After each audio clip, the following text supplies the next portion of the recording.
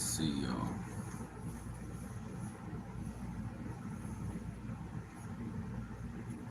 Fuck. 1 second.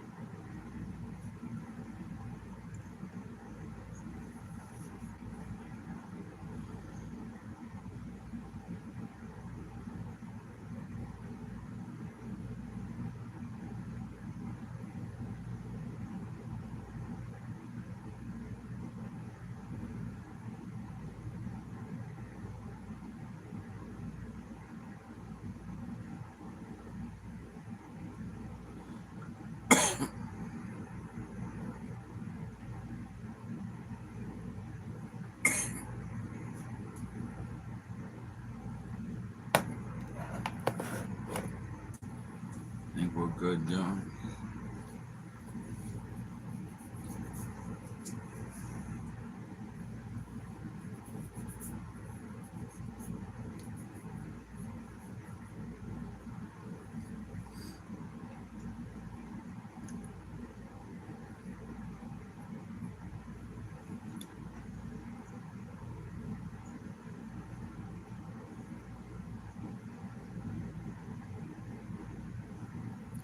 Give me 2 seconds and I'll start this up.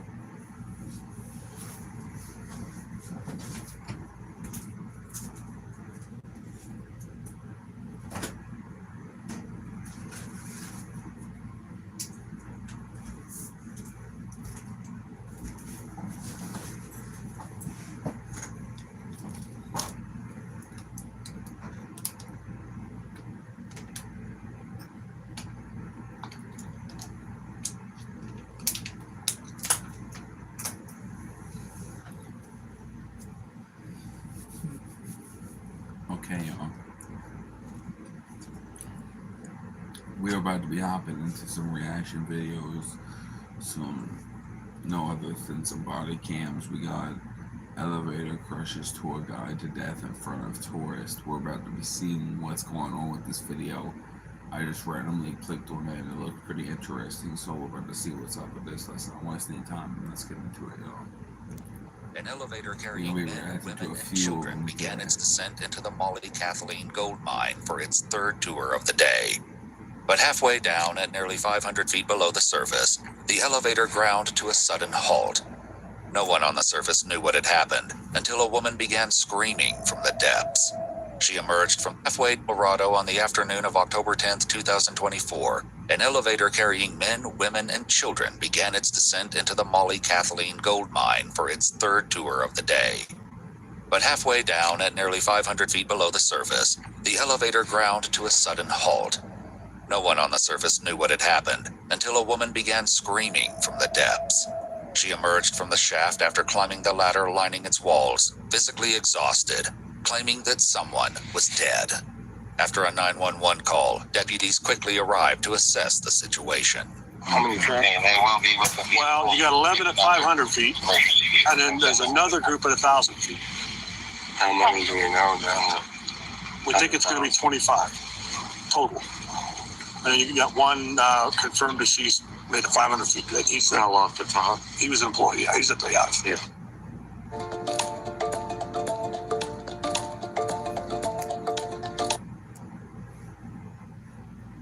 Yeah. The deceased employee is later identified as the group's tour guide, 46-year-old Patrick Walter Wire.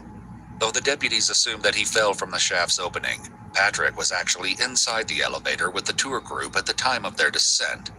What led to his death is far more horrifying than a fall, and witness accounts will soon paint a terrifying picture of his final moments. For now, nearly a dozen tourists, including 2 young children, remain trapped with his body beneath the surface. Who's this girl that's sitting over there? She's one who got up. They called? How did she get out? In the basket? Covered in blood. Okay, it's on the 500 feet. Trent, the manager of the mine, is currently down below, helping the hoist operator as the elevator is slowly raised 100 feet at a time. The shaft is almost completely dark, and with no way of knowing what will emerge from below, rescuers hang a white sheet around the loading bay to shield bystanders from a sight that could leave them forever scarred. The single sheet, however, won't be enough to protect anyone from what they're about to see. As the elevator nears the surface, rescue workers brace for the possibility that the freed tourists will panic. So if this gets chaotic, everybody, Chris is going to tell people not to step over the edge. That's 25 to 30 feet. Terry, everything else goes through Terry. You guys should be able to see it now. So don't listen to me, don't listen to the cops, don't listen to whatever. Just do what Terry says so we can assess people. We got it. We got people in the basket. Going, yeah. All right, so remember, some of them are going to come from the phone. Just step from this way.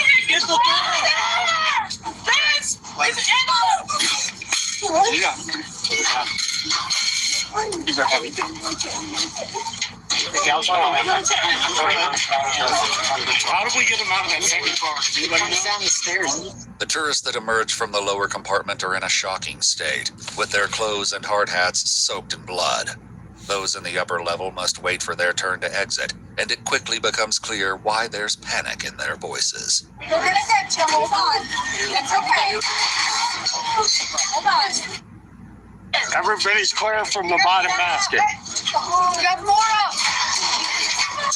5 up there. 5 up there. We got 5 in that top basket. 9 total.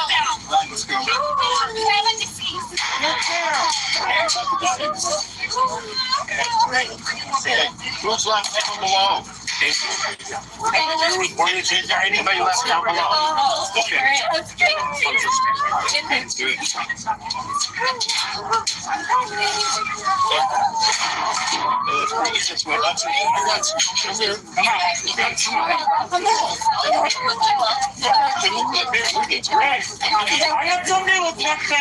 Once the tourists are out, all that remains in the upper compartment is the mangled body of Patrick Wire, his twisted, broken form pointing to an unimaginably horrific death. What's even more chilling is the fact that he was in the lower compartment when the elevator began its descent. Not yet aware of what caused his demise and unclear on the safety of the elevator, deputies are now left with the realization that there's a second group of tourists still in the mine 1,000 feet below, with no way to bring them out. Trent is still down there with the whole other group. Trent's probably going down by ladder because he went to the 500 level to get this up. Okay, so this did fall. What's the deal with that? That's what we were told. He's the Let's horseman. put him in, let's do a He don't know what happened. He said there's a loud bang so we can get him out of this. during a stopped. As news of a tragedy at the mine starts to spread, Patrick's loved ones begin frantic attempts to call and text, unaware of what happened to him. But as the witnesses are far too traumatized to coherently explain, first responders are left with only pieces of the full story. I heard that there was some separate that happened. So I'm not sure. There's a failure on this door or the material. It's going to did something stupid. what did you do? I can see how doors are down. The doors to each compartment are designed to be held in place by a metal latch, which prevents it from opening during the descent. But the door to the lower compartment has been torn off completely. It's an ammunition store. Got before it's got the elevator door. If you go to the lower conversation taking place, it sounds like they know that he was in the upper. That's where they took this stuff. Yeah, he was in the upper basket by about the people. The lower basket was like 4, and they were traumatized because they were covered in for like 20 minutes. And these are the doors that came off his elevator? Yeah. I think on the lower elevator. But it wasn't until the witnesses are able to calmly recount the terrifying ordeal that the truth of what happened finally falls into place. It is a little refresh, though. I've partnered with Refresh Your Car because we know As the tour began, 7 people, including 2 children, were loaded into the upper compartment. It was then raised, allowing the remaining tourists to enter the lower section. Many noticed that it was cramped inside when Patrick himself got on, and that he struggled to close the door, attempting and failing several times. A woman suggested that Patrick try to reload the carts as there was more room in the compartment above them. But by her account, he ignored the concerns. Eventually, Patrick managed to close the door and signaled to the hoist operator to begin their descent. But due to how packed it was in the lower compartment, the latch wasn't properly secured, causing the door to catch on the wall of the mine shaft at around 500 feet, where it began ripping from the frame and scraping along the wall. Witnesses recall hearing Patrick begin to shout, "I can't stop it, oh. Patrick then reached for the bell that would signal the hoist operator to stop the elevator, ringing it several times. But as he did so, he fell, his body slipping into the small space between the wooden wall and the elevator's frame. His body ricocheted, and as the elevator continued moving downward, he was dragged upward along the wall. As a result, Patrick suffered catastrophic injuries, including severe trauma to the back of his head, a crushed ribcage, detached heart, severed spleen, and a broken neck. No one could remember hearing Patrick scream, leading them to assume his death was instant. But that's fucked up, bro. Detached heart, bro. Once I heard that, I was like, oh, hell no. while the traumatic moment ended quickly for Patrick, it was only beginning for those still trapped inside. As the elevator continued to descend and Patrick was dragged upward, his body was forced into the upper compartment, landing on a helpless woman and knocking her to the ground. But in the pitch-black darkness of the shaft, no one was aware of what had pinned her down. Several tourists pulled out their cell phones to use as flashlights, and in a moment of pure horror, they clearly saw the brutalized body of their tour guide. The two children began to panic, with one asking their dad to check if he was okay, but yeah, I didn't hear that. assumed his death was instant. But while the traumatic moment ended quickly for Patrick, it was only beginning for those still trapped inside. As the elevator continued, his body was forced into the upper compartment, landing on a helpless woman and knocking her to the ground. But in the pitch-black darkness of the shaft, no one was aware of what had pinned her down. Several tourists pulled out their cell phones to use as flashlights, and in a moment of pure horror, they clearly saw the brutalized body of their tour guide. The two children began to panic, with one asking their dad to check if he was okay, but it was clear that Patrick was deceased. Those in the compartment below had no idea what happened and began to shout, saying the tour guide had gone missing. The children's mother eerily explained, "He's in here." Though her words left them confused, the truth of her statement would quickly become apparent to everyone below, as blood from Patrick's body began seeping through the floor, raining onto their hard hats and soaking their faces and clothes. With no cell service to call 911, 3 women from the upper level began to climb the ladder lining the shaft to reach the surface and find help. Those who were behind, including the 2 children, remained trapped with Patrick's body until their rescue. Many of the tourists were taken to the hospital for treatment after suffering injuries during the ordeal, including the woman who was pinned by Patrick's lifeless body.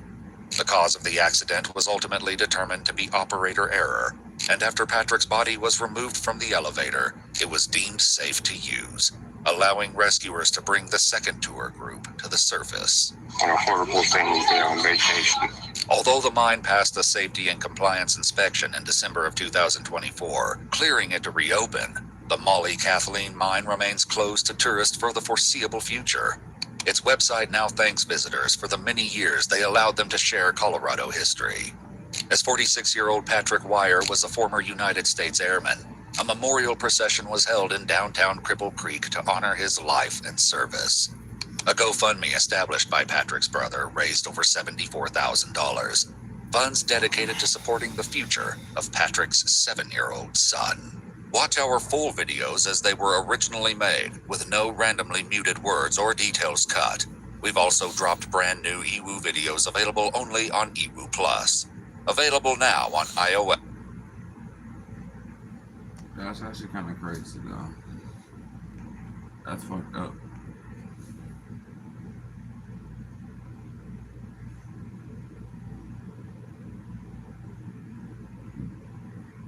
Let's see here.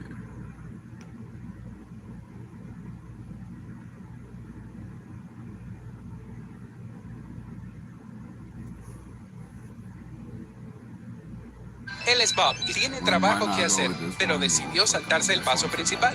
Si se hubiera puesto en contacto con Virginia 811, entonces no habría impactado una línea importante. 911, what's the address of your emergency?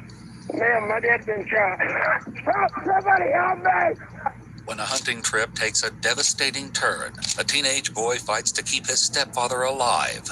But as the investigation unfolds, what first appears to be a tragic accident will quickly become a case built on suspicion, secrets, and revenge. He had a look on his face. It was almost like he felt like he succeeded at part of his plan. It almost seems like he gets excited talking about it, like he wants to talk about it. Absolutely guaranteed this guy's a psychopath. He's a sick mother. The following is based on official police records released to date, and the footage has never been seen before until now. On November 30th, 2023, dispatchers in Lenawee County, Michigan receive a desperate call for help. 911, what's the address of your emergency? Hey, Dad, where are we? I wouldn't mind. Dad. So long. Ma'am, my dad's been shot. He's been shot. Yeah. How was he shot, sir? I don't know. How can I help you? You're replacing her. What? So. A family is left devastated when a little girl's horrifying revelation leads to the arrest of her great-grandfather. But what he tells detectives will prove to be worse than anything they imagined. My grandson's gonna hate me. Records released to date, and the footage has never been seen before until now. In 2025, a 4-year-old girl shocks her parents when she alleges that her great-grandfather, Michael Brenton, behaved inappropriately with her while he was babysitting her over the last few months. After learning more about the full extent of the allegation, they decide to report Michael. How's it going? Yeah. Hang on, I'm coming. Yeah, no worries. You got a nice house.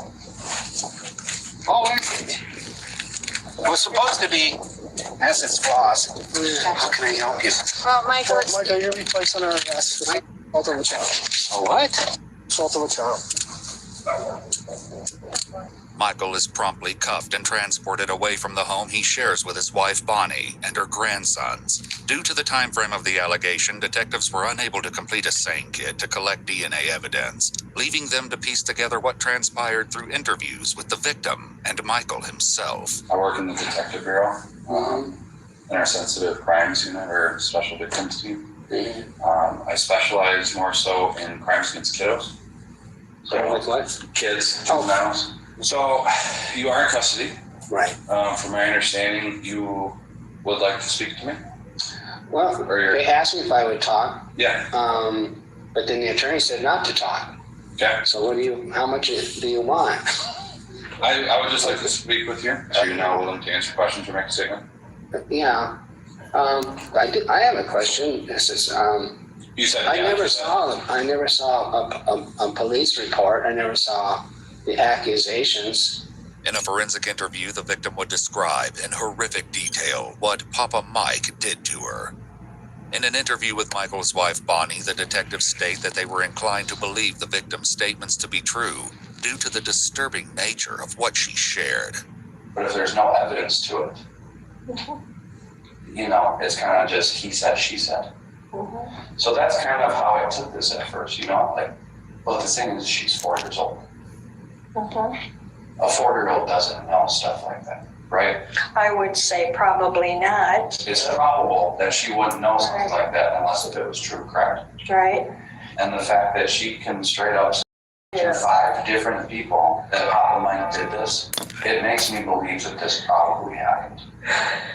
Multiple family members and friends would claim in police interviews that Michael never displayed any questionable behaviors prior to the current allegations. The victim's parents, however, would reveal in interviews and victim impact statement that he had behaved inappropriately with several family members in the past, lending further weight to the victim's accusation. Do you think there would be any reason for her to lie about this or say this? Well, I know she always likes Papa because she kind of idolizes him because I'll say, can you grab me a because and she'll say, no, Papa. You know, she kind of sees what kind of reaction she's going to get from me when she don't want to kiss me. But I know he just idolizes her. She's just such a cutie. Yeah, I just love that little gal. No, Yeah, she's real cute. You know how some kids sit in the back seat and go, are we there yet? Are we there? Oh, yeah. You know, I hear, love you, Papa. Love you, Papa. That's awesome. Yeah.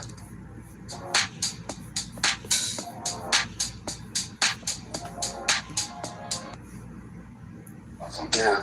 Despite Michael and Bonnie's claims, the little girl's parents tell a very different story in their victim impact statements. They allege their daughter was uncomfortable visiting her great-grandparents' home and would ask to leave as quickly as possible. Yet Michael's own account of their time together appears to unfold very differently. And it makes me feel good they saw him. loves me like she does, you know. And in my big seat, we watch all her YouTube shows. But if I get up to go to the bathroom, she'll follow me. So I started shutting the door, and she started opening up the door. Yeah. Then I started locking the door. Yo, already I gotta say, this is gonna be the wackest excuse y'all probably ever heard, bro. I swear these people. I could just tell off the start off that his excuse is gonna be terrible. Wants to pinch my nose and then hold my lips. And she'll do that when we're in the truck waiting for Grandma's bus to come. Yeah. So one day she took all her little meaty babies, whatever they are, and she piled them up on my head, and I'm going, I can't breathe. This ain't good, but anyways, that's sort of where it kind of started. If Mom and Dad found out, we're going to get our butts whooped, you know. But that probably happened all of maybe 6 times. But and then hold my lips. She started opening up the door. Yeah. Then I started locking the door. She wants to pinch my nose and then hold my lips. And she'll do that when we're in the truck waiting for Grandma's bus to come. Yeah. So one day she took all her little meaty babies, whatever they are, and she piled them up on my head, and I'm going, I can't breathe. This ain't good, but anyways, that's sort of where it kind of started. If Mom and Dad found out, we're going to get our butts whooped, you know. But that probably happened all of maybe 6 times, but nothing. Just like playing stuff. Yeah. Michael insists that nothing inappropriate occurred until recently, owing to him rarely being alone with her. Yet the victim's parents allege in their letters that Michael began manipulating their daughter long before the time frame of the current allegations, detailing changes in her behavior, including frequent nightmares, angry outbursts, and other trauma-related symptoms. They also expressed their belief that she was not his first victim. Then Jordan moved in, and there was no more playing downstairs because he slept during the day. So it wasn't downstairs time again until like 4 weeks ago. And she did that again. What was the first time? Last fall. Like 2024 or 2023? Oh, 2024. Okay. And then how many times do you think she's done that? 6 or 7. Okay. But I could have said no, and I didn't. Who's all home at this time? Oh, it's just us on Wednesdays. Oh, where's Vanya? She's with her girlfriends. She don't get home till 2 o'clock. Okay. That's why I try to take her someplace so these things don't, transpire. Yeah. Yeah, it's like when the Bible says, avoid evil. Yeah. If you're not where evil is, then evil won't see you, or you won't find it. Yeah. I get that. Yeah. So you intentionally take her out of the house so this doesn't happen. Right. Makes sense. Yeah. And it makes it for a fun day, right? Yeah. You guys get to go to the pony farm. Yeah, because, I feel bad that it's all happened. And did it ever happen anywhere else other than the basement? No. Have you done it when anyone else was home? No. Why is that? Because somebody's home. Yeah. Has there ever been another time where something like this has happened? No. Michael claims that playtime with the victim began to take a turn in 2024, stating he rarely had an opportunity to be alone with her except for their time in the basement. In her forensic interview, however, the little girl would claim her great-grandfather's misconduct extended beyond the basement. The detective decides to question Michael further to better understand how exactly his babysitting of the 4-year-old girl could escalate to such a degree. Do you enjoy doing this with her? I don't want to say yes. Yeah. I'm going to say yes and no. Okay. Tell me more about that. Well, my wife and I used to be pretty active. Yeah. And so, you like it. Yeah. That's why the yes and the no. I told this to Brian, we got in a big tiff here many months ago. I had an affair on her like 25 years ago. And it wasn't like I love you affair. It was just she had an itch, I had one. So, Bonnie has been, I told her, I says, when you became a grandma, you stopped being a wife, And I told her, I said, you need to read Corinthians chapter 7, because you're not supposed to do that to me, Apostle Paul is talking about when you're in a time of fasting and prayer, but you've got to come back to your spouse and take care of business. Right. And, that's might not be in the book for my wife. Right. But I stay with her.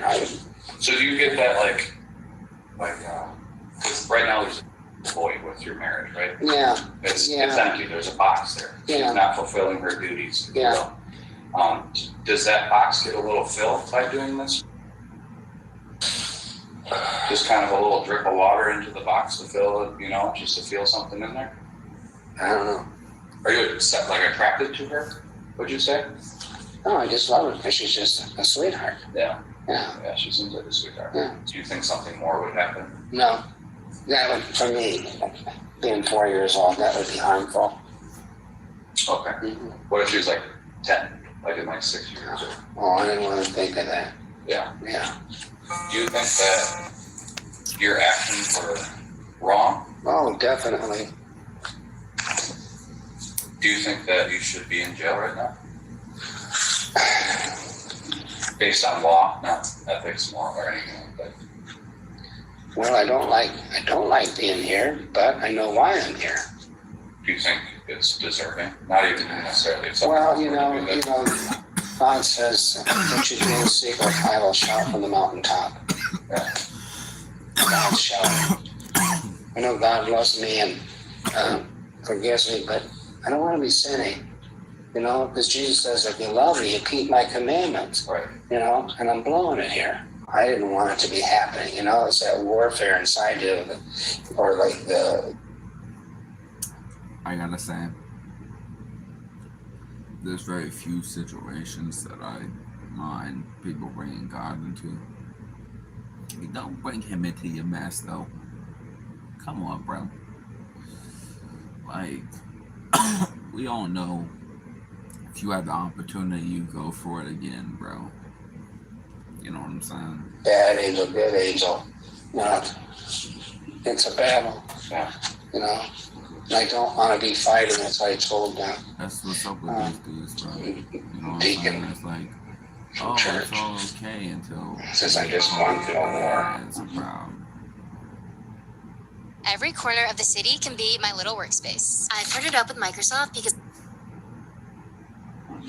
While Michael's account doesn't fully align with the victim's report, he doesn't appear to deny the allegations against him, instead framing them as a personal test and a consequence of the breakdown of his marriage to Bonnie. Following his revelation, Michael must deal with the consequences of his actions, as well as his choice to speak to detectives. When I get home, I got neighbors that seen 3 cop cars in front of my house, seeing me get cuffed. They're going to ask questions. Jake's going to tell his mom is going to tell my best friend, because they work together. Yeah. And I am just going to be shamed. I pray this conversation doesn't bury me, because as it is, just, I know a lot of people are going to find out. And I guess the word shun. I'd be more worried about you not seeing Family members. Again, I have a feeling that Bonnie won't be accepted at Jake's. Bonnie had no idea this was going on? No. She didn't have any idea until after I got hauled away, and then the police went back there and sit down and talk with her. So I haven't talked with her. Have you tried calling her? No. My grandson's gonna hate me. Jacob doesn't answer at all. I thought it was funny that he didn't answer me when I tried to text him today, because he always answers me even if he's at work. Can't get one person's life straightened out and then something else happens. It just seems like never ending. No matter how much you pray, it's like she's talking about, it seems like it's never ending no matter how much you pray. Just because you pray doesn't mean things are gonna go away, bro. This part of life is just temporary, the living. once we're dead, that's when the real party begins. You feel me? So it's like, how is she expecting things to get better, bro? This is off, bro.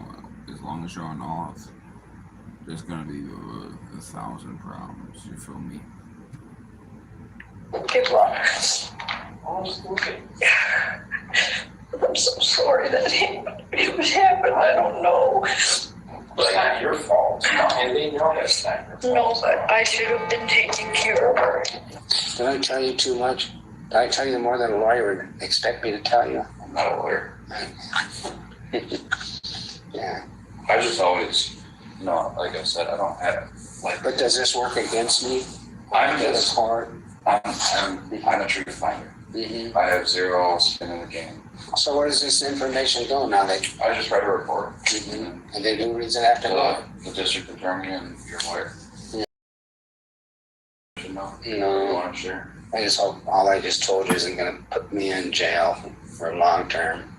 According to court records, 71-year-old Michael Brenton pled guilty to a first-degree offense involving a minor. In their statements, the victim's parents demanded the maximum allowed sentence for Michael, asserting their belief that a shorter sentence would harm their daughter's well-being.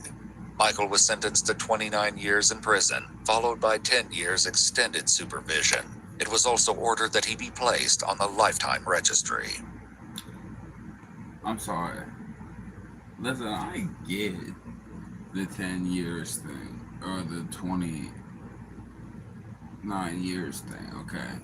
But the extra 10 years just doesn't make sense. I get his crime was unforgivable and it was terrible, but dude is 71 years old and you gave him 29 years.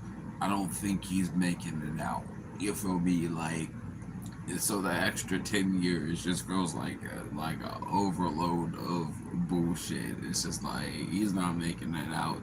He's not making it 29 years being a child predator. Okay.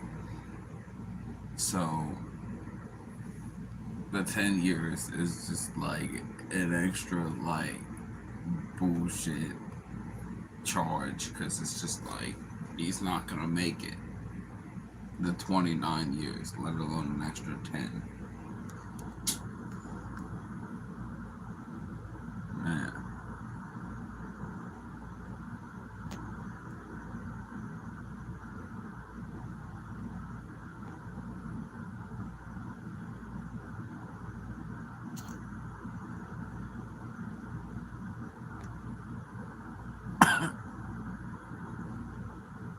Yeah, we gotta pause this real quick.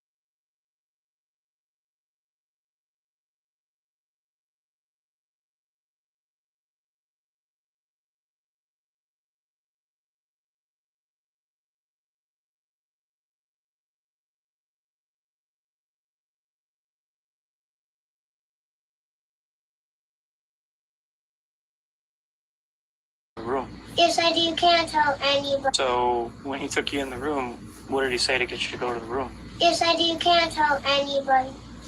We got reports that the child made some allegation against your husband.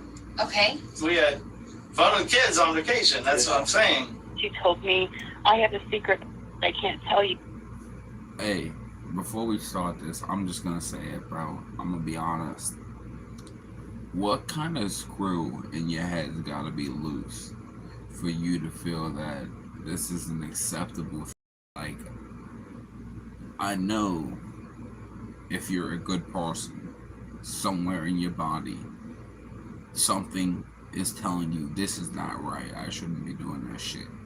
But you're still doing it anyways. You know what I'm saying? And she started crying. I lived a boring life. Didn't know I was going to wake up a hardened criminal.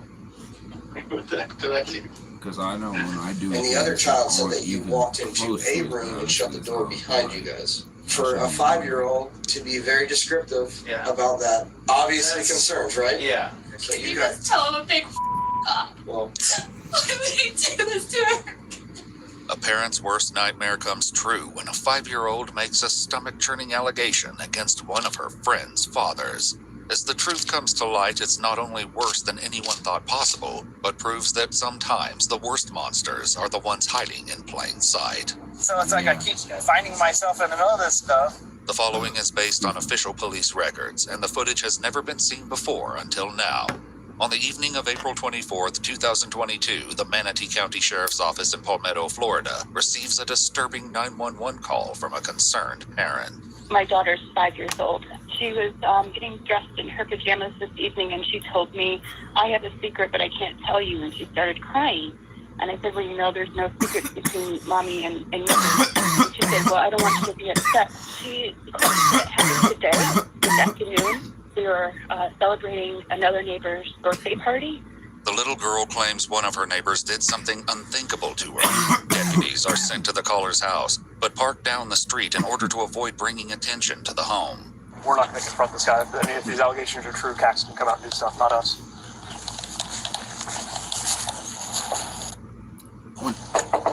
On top of it having to feel in some kind of way morally wrong, like morally like you're doing something you shouldn't be, on top of that, it's like, you know what happens to you once you get caught for doing some shit like that? You don't just go to prison, buddy. No. That's the least of your worries, buddy. What happens when you get there is what you need to worry about. You know what I'm saying? Because once they figure out who the fuck you are and what you did, ain't no coming back from that one. You know what I'm saying? Ain't no coming back from that shit.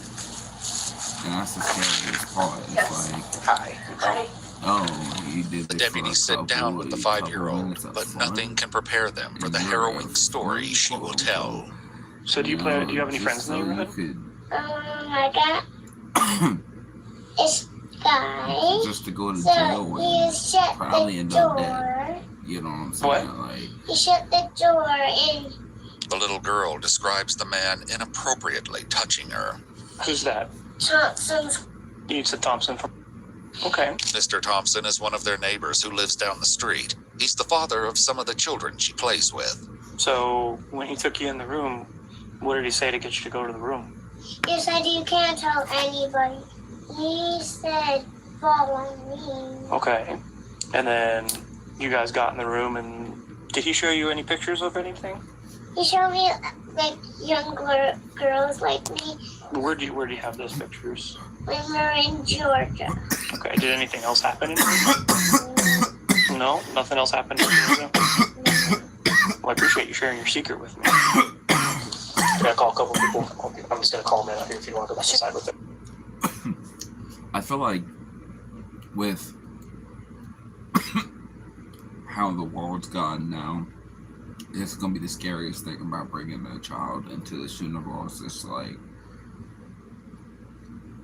bro, if someone were to do this shit, I swear I'd wig out, bro. I would wig out on that nigga so bad. I'm not even gonna say, cause like I can't even explain the pain that nigga would feel. You know what I'm saying? Like, I can't even explain it, cause it hasn't happened, so I can't really say how bad it would be. You know what I'm saying? It would be bad. That's for damn sure. But man, so many scary things in this world, bro. But I'm okay with the scary things when it comes to like being a threat towards me, bro. But the future is what scares me, you know, having kids, knowing that they're gonna grow up in the world that we live in today.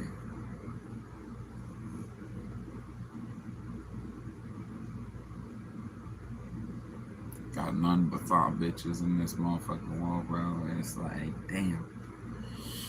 I don't want my daughter to grow up to be a thought bitch.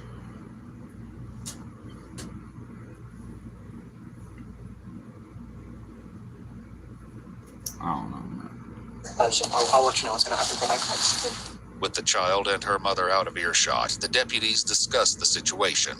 Dad was just freaking out in there and like banging on the walls in his closet, and it scared the kids. So I had to go in there and tell him to chill the out.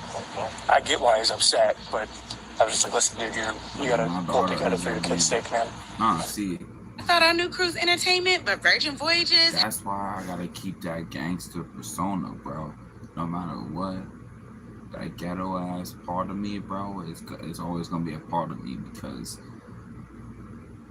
my daughter ain't gonna be no thought, bro, because she gonna know what type of person I am. She gonna know I ain't no dad that's just like, oh, you know, you can't go out, and they don't listen. You know what I'm saying? No, I'm the type of motherfucker, I'll shoot your shit up, bro. I will shoot them niggas the fuck up. And I know a couple niggas who hold me behind the body, bro. So like, want some real shit when it comes to like the future and having kids, bro. Ain't nobody fucking with mine, bro. Like, bro, I'm terrified. I think about that a lot. I'm not gonna lie, because that's like the only thing I've wanted since I was like 12 is to, you know. But like, it's just like, man, that's terrifying. That shit's terrifying. Worrying about just all these people out here that, you know. Because now it's like you don't even have to worry about your kids just sleeping with other kids, bro. At least that's normal, you know what I'm saying? Now you gotta worry about some fucking random old ass man walking up to your daughter and fucking trying that shit. It's like, yo, I wish I could have a kid in like 1982 or some shit, bro. You know what I'm saying? Like, take me back to 1980, bro.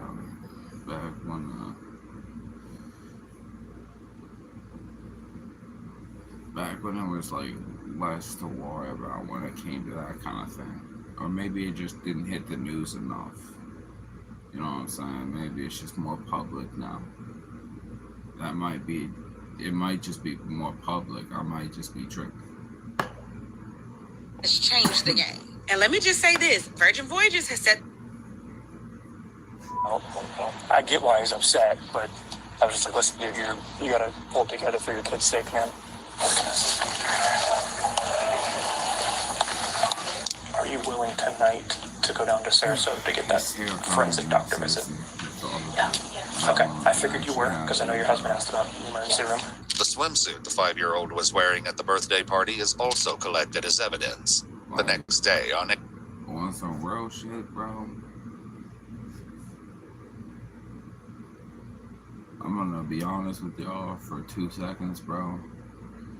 After what I've been through, bro, I just be scared to try anything else, you know, like anything that will fucking harm me in any way, bro. Like, I'll be scared as hell to try any of that shit, bro. So, like, I'm broken as fuck, and I don't want, you know, forget well, like, how I was trying to put that, bro. Like, First of all, I don't want my kids to end up like that.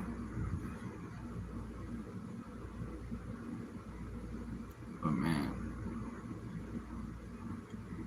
see, this is some things, something that a lot of people in the world, this is one reason a lot of people piss me off in this world, bro.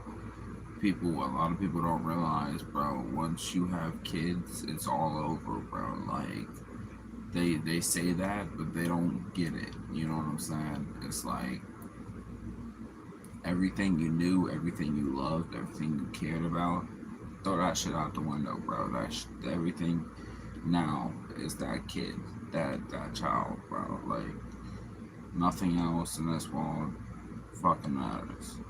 You know what I'm saying? It's like, and with all these bad parents that we see in these body cams and shit, it's like, they haven't seemed to grasp that simple fact that once that comes along, nothing else matters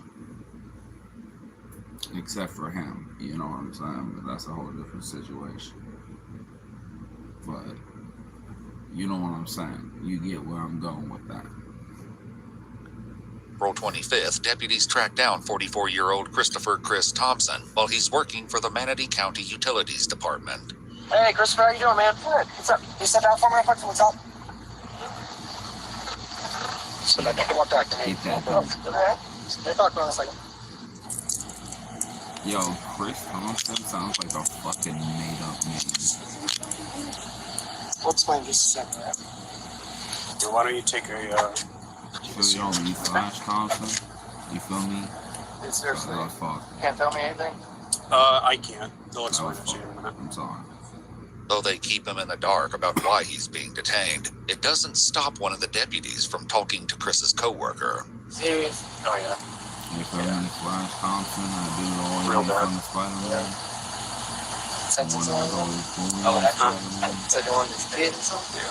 That's not his. Yo, I like that way they did it in the early 2000s. You never know it.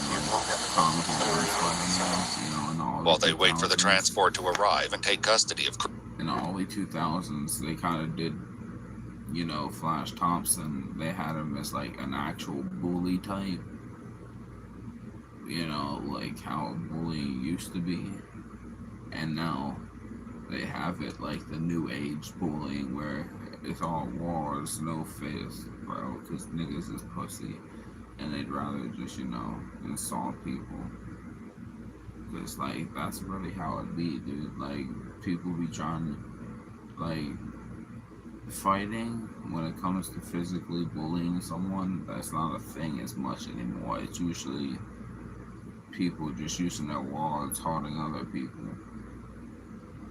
Which is kind of better, but not really better. It's like, it's pretty much the same. Because, you know, eventually that person's gonna feel like their existence means nothing, and it's just gonna end badly, if you know what I'm saying. Chris. They allow him to sit inside a vehicle. So freaking puzzled over this again. I feel like I'm getting thrown into something and I just don't know what it is. I'm your ride, sir. While Chris is transported to the Manatee County Sheriff's Office, other deputies arrive at his home where his wife Charlotte answers the door. Here we go. Hi, how you doing?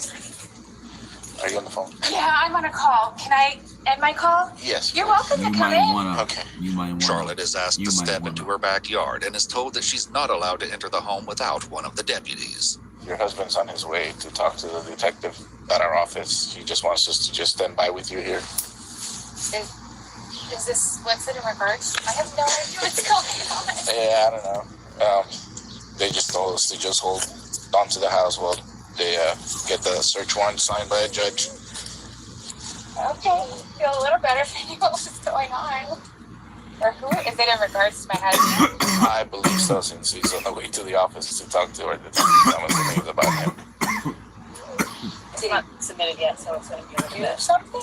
I have no idea, ma'am. I feel like they're lying, Start in the but maybe laboratory. they're not. We need to know for Honestly, each patient like, why they usually, got cancer, what's driving their individual I believe tumor them, type. but in So that case, I feel like there's no way you're searching the house. Do you have something? I have Looking no for idea, something ma'am. specific and don't know what the crime is. You know what I'm saying? I lived a boring life. There's no way you're searching the house, looking to see what, you know. What I'm I'm saying? Detective Blake, the Purge. Chris. Okay. You're telling me right now. Yeah, sure. We need to make sure we have the right guy because it's specific Yeah, yeah, absolutely. The detective goes over Chris's Miranda rights. Having these rights in mind, do you wish to talk to us? It depends what this is, because if it's something I'm out in the middle of, I don't want to be. Yeah, like I said, like that, that's kind of like the last thing. You can exercise these rights at any time and not answer. Then again, I have watched a lot of body cams, and from my experience, I could be a cop myself, but from my experience, the reason they haven't told her yet what the crime is because they want to know if she knew something about it.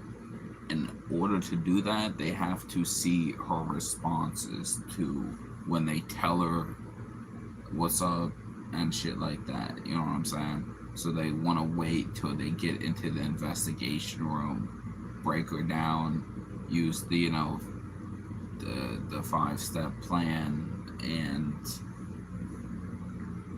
you know, break her down, see if she actually knows more than she's letting on, or she had nothing to do with it. Questions or make any statements. That's your right. Yeah, I just want to know what's going on. Okay. So, hey, you are willing to talk to us then? For the moment. Okay. With Chris finally agreeing to speak, the detective gives him a hint about why he's there. So, tell me about this past weekend, because why you're here is because of over the past weekend. Oh, weird. Yeah. Chris explains that he took his 3 children, aged 11, 7, and 5, to a birthday party for one of their neighbor's kids. He says that throughout the course of the day, the children... See, in my opinion, what makes this situation so much worse is you have kids of your own. How would you feel if someone did that to your kids? Why are you doing this, bro? Like, you know what I'm saying? It's just like, you know, karma's a bitch, bro. And, you know, what comes around goes around sometimes. Or what goes around comes around sometimes. ended up playing at multiple houses, including his own. He also states that his wife wasn't there because she was at the hospital with her grandmother. Did anything happen Listen. I'm gonna explain this right now. I don't believe karma's a person. You know, like, I used to, as a kid growing up, they used to say it like karma was a person. I don't believe karma's a person, but I do believe karma is the thing that happens to people. You know what I'm saying? When you do something good or when you do something bad, you either get good karma or bad karma. But I do believe that is a thing. So, you know what I'm saying? It's just like, I don't know what to say. His children yesterday, why you could possibly be here? No. Okay. Were his kids in your house at any time? Oh, they were all in and out, yeah. Okay. Were you inside the house with any of his kids? Yeah, and then all of mine. We had it because we were doing gymnastics in my house, my girls and my son too, and I don't remember all of them. Yeah, one of the neighbor kids was there. Who was that? I forgot her name. Sorry, my anxiety's crazy today. I'm trying to think. Okay, I can't think of her name now. Was it? Okay. That's it, thank you. So were you guys alone inside your house by any chance? Not alone, no. We had all the kids there. The next arrival at Charlotte and Chris's house is someone from Child Protective Services, and this seems to tip off Charlotte that the situation is far more concerning than she initially believed. Not alone, no. We had all the kids there. The next arrival at Charlotte and Chris's house is someone from Child Protective Services, and this seems to tip off Charlotte that the situation is far more concerning than she initially believed. I think the detective wants to talk to the kids too. So he said if you can go with her and pick up the kids and you guys could meet at the office over there. Oh. You can follow her to the office. Okay. Okay. With the kids. Sure. Okay. You want me to take the kids or? Yeah. Okay. He wants you to take. Whoa. I'm so sorry. Wait, I can't take my kids? He wants her to come with her and you can follow her with her to the office. My kids don't know her. I understand. I'm happy to, I will load them in the car. I will follow you.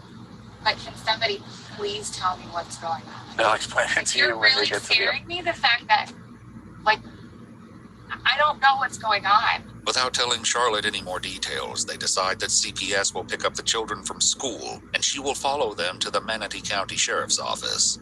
In Chris's interview, the detective asks him about the 5-year-old daughter of one of his neighbors, the same little girl a deputy spoke to the night before. So, is saying that you showed her some images on your cell phone? Images on my phone. That's correct, or a tablet, or some kind of electronic device. Well, they watch YouTube on my phone. But you specifically showed her these images. Of what? Of you in a state? Oh, heck no. No. No? No. Don't have any idea what I'm talking about? Oh, no, there's nothing like that on my... Did you go into a bedroom with her yesterday? No.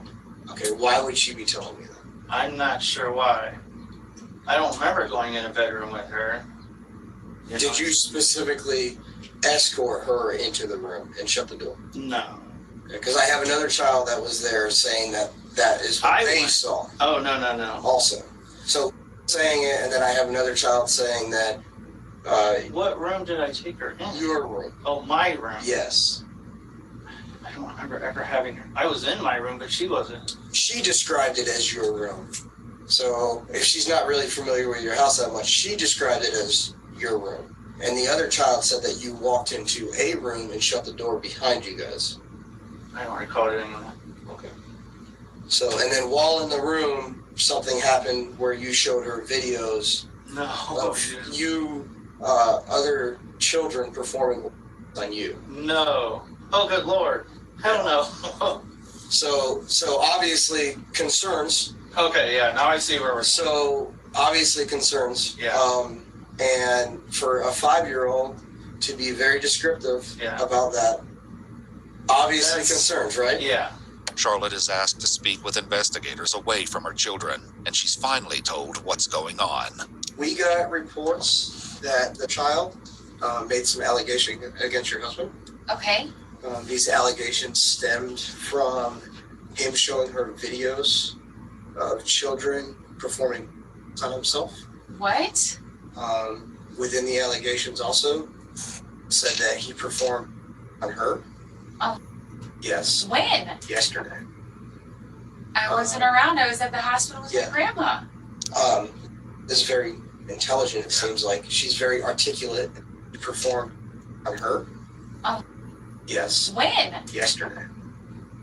I wasn't around. I was at the hospital with my grandma. This is very intelligent, it seems like. She's very articulate in the way she speaks. She came in today and talked about these incidents that happened between you and her, and she was very descriptive in those incidents. She described things that you did to her, and she described images that she saw on your phone. There's definitely... So here's how I look at things. Okay. Explain why she would be saying those things, and then we can kind of move past those. I don't know. And I'm telling you, how I look at it is, I don't know doesn't explain anything to me, okay? So the reason your kids are here is because said that when he showed her pictures, it was definitely him, and he was laying on a bed, and there was another child doing this to him. What? So obviously we're concerned. No. And I'm telling you, how I look at it is, I don't know doesn't explain anything to me, okay? So the reason your kids are here is because said that when he showed her pictures, it was definitely him, and he was laying. I must point out the situation's not funny at all. But the way she said, "What?" It just threw me off, bro. So the reason your kids are here is because said that when he showed her pictures, it was definitely him, and he was laying on a bed, and there was another child doing this to him. What? So obviously we're concerned that there's a possibility that he's doing this to one of my kids? Well, we don't know that for sure, but that's why we want you to come down here. That's why we don't want you guys together, because we don't know your relationship with Chris. Obviously, we think that you're going to be a mother that protects and does. Oh my God, yes. So I really don't know. And we're sure she's talking about me. I'm 100% positive.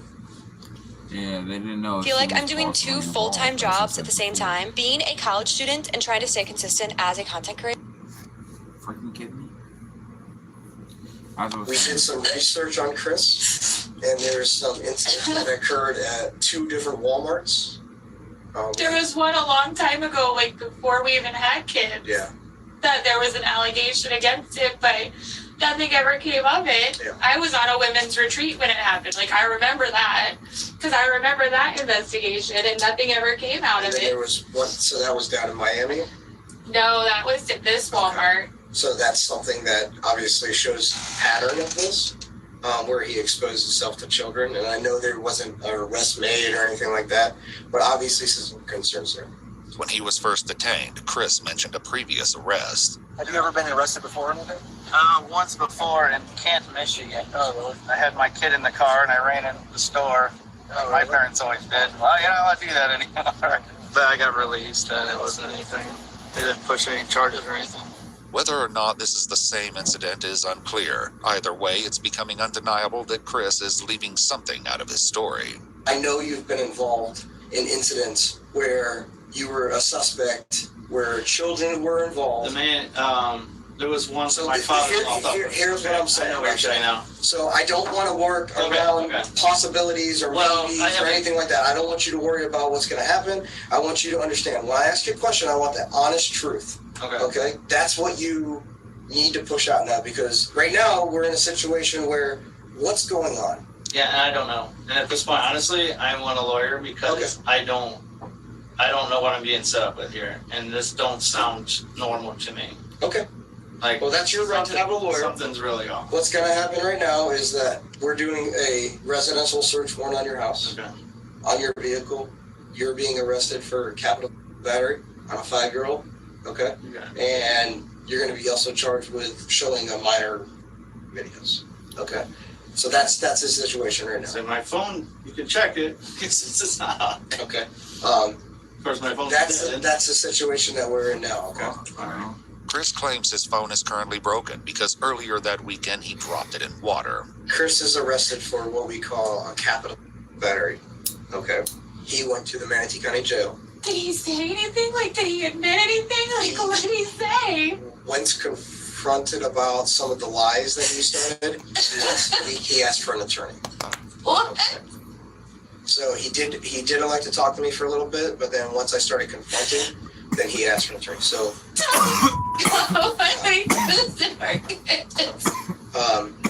so here's what we're gonna do now, okay? We're gonna talk to each of your children separately. Okay. Obviously we would very much hope so that nothing has happened to your children. And that these videos are something that he found, possibly. and that's kind of where we're at in this situation, okay? Can I call my wife? No, you're not right now. How do I get a hold of her? Well, you can call her when you get to the jail, but we're doing an investigation with her and your children also, okay? Oh, okay. So that's why you can't call her. I got you. Okay? All right. Any suspicion that he would be any bit remotely involved in any of this? No. Not at all. Okay. We'll start talking to the kids. Okay, so You must tell him a big up. Well, Why would he do this to her? I don't have an explanation for that. Please tell me they're okay. So let's go talk to the kids. Nah, she faking it. She faking. You can hang out here if you need anything. I need to have water. Okay. Something. I'll get you that for sure. A little bit too much.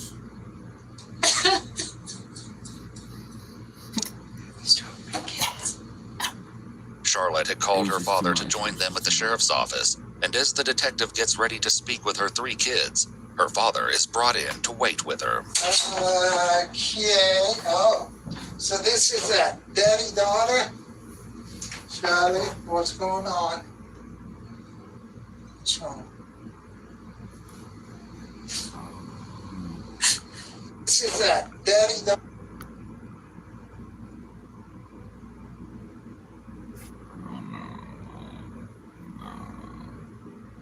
That was a poor choice of words after what she's gone through.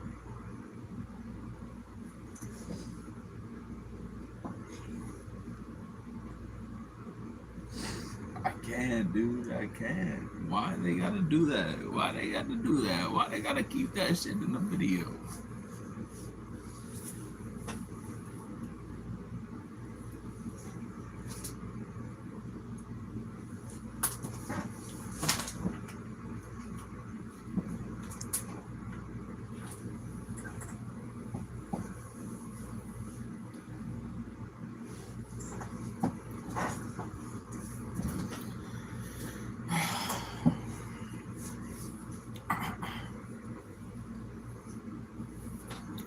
I think I got this shit on backwards, but it doesn't matter.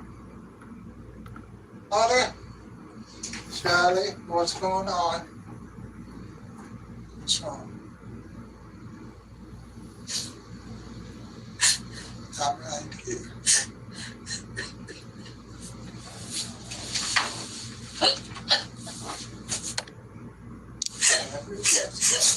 No, it's not okay. It's not okay. We'll get through this together. What's wrong? Supposedly yesterday at the birthday party. Back up, slow down. What happened? Supposedly yesterday at the birthday party, Chris took her girl upstairs and explicitly performed, supposedly, and showed her pictures on a phone. I'm like, well, I don't know how that's possible because the phone is on the kitchen table in a bag of rice. It doesn't work. The confusion here stems from the fact that there are 2 different incidents, one occurring a year ago and the other yesterday. The 5-year-old stated that the incident with the images on Chris's phone was a year ago during a trip. How do I tell the kids that their father's not coming home? How do I tell the kids that our marriage is done? I asked, what did he say when you asked him? And he said he started to answer questions and then he...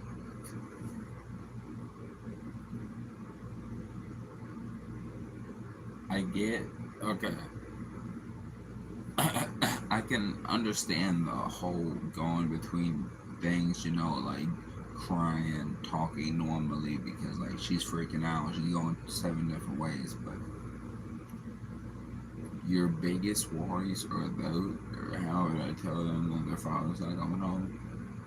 I think we need to worry more that he had his hands on the kids than if he's coming home, you know what I'm saying? He shut down and said, "Get me a lawyer." And I'm like, that's it. We're done. You only say that if you're guilty. You don't say that. I've got nothing to hide in our house. Go through our house. I don't care. You only say that if you're hiding something. That's not necessary. Okay, let me ask you this. Do you remember the time? They brought up the Walmart incident. They know about it? Yeah, they know about it. So it's still on. It's still on file that he was supposedly involved. I'm like, well, they cleared him from everything and nothing ever happened from it. Earlier during Chris's interview, the detective had attempted to discuss this topic with him. Have you had anything in the past that you've had any issues with stuff like this? No, and that's what I'm saying. This whole videos with kids things and all this, that I don't. Have you ever been questioned by anybody? No. About incidents that have occurred that refer to it with children? No. Even though the Walmart picture was grainy, it did have it as a Right. And so they That's question what caused the problem. Right. But that's not why his license gets flagged. His license gets flagged because there's another Christopher Lee Thompson born on that, not him. While he didn't discuss the Walmart incident, during his initial arrest, Chris mentioned the issues he has with his name. I have at least one felon that has my name that flags me, like when I go to my kid's school, that they have to verify the picture. So it's like I keep finding myself in the middle of this stuff, then I have to prove that it's me. And then once I do, then it's, oh, okay, sorry. Not this time, buddy. Not this time, buddy. Oh, okay, sorry. Though it's never clarified what exactly happened at the Walmart, Charlotte and her father discussed the allegation that something occurred while their family was on a trip to Georgia with some of their neighbors, including the 5-year-old victim's family. Supposedly it happened when we were in Helen, and I said that's absolutely not true because I was with them 100% of the time. When we went to Georgia for the kids, like the neighbor trip, supposedly it happened when we were in Georgia too. This happened way back then? That was one, and then this was the second one. To the same child? Supposedly, but I can 100% attest that it didn't happen in Georgia because I was there the whole time. The trip also came up in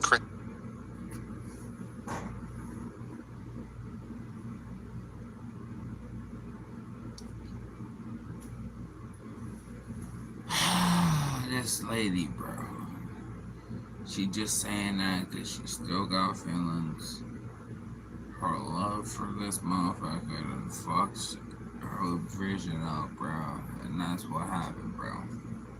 And I'm not just saying that because I'm just making that shit up off the spot. Like, seeing it happen.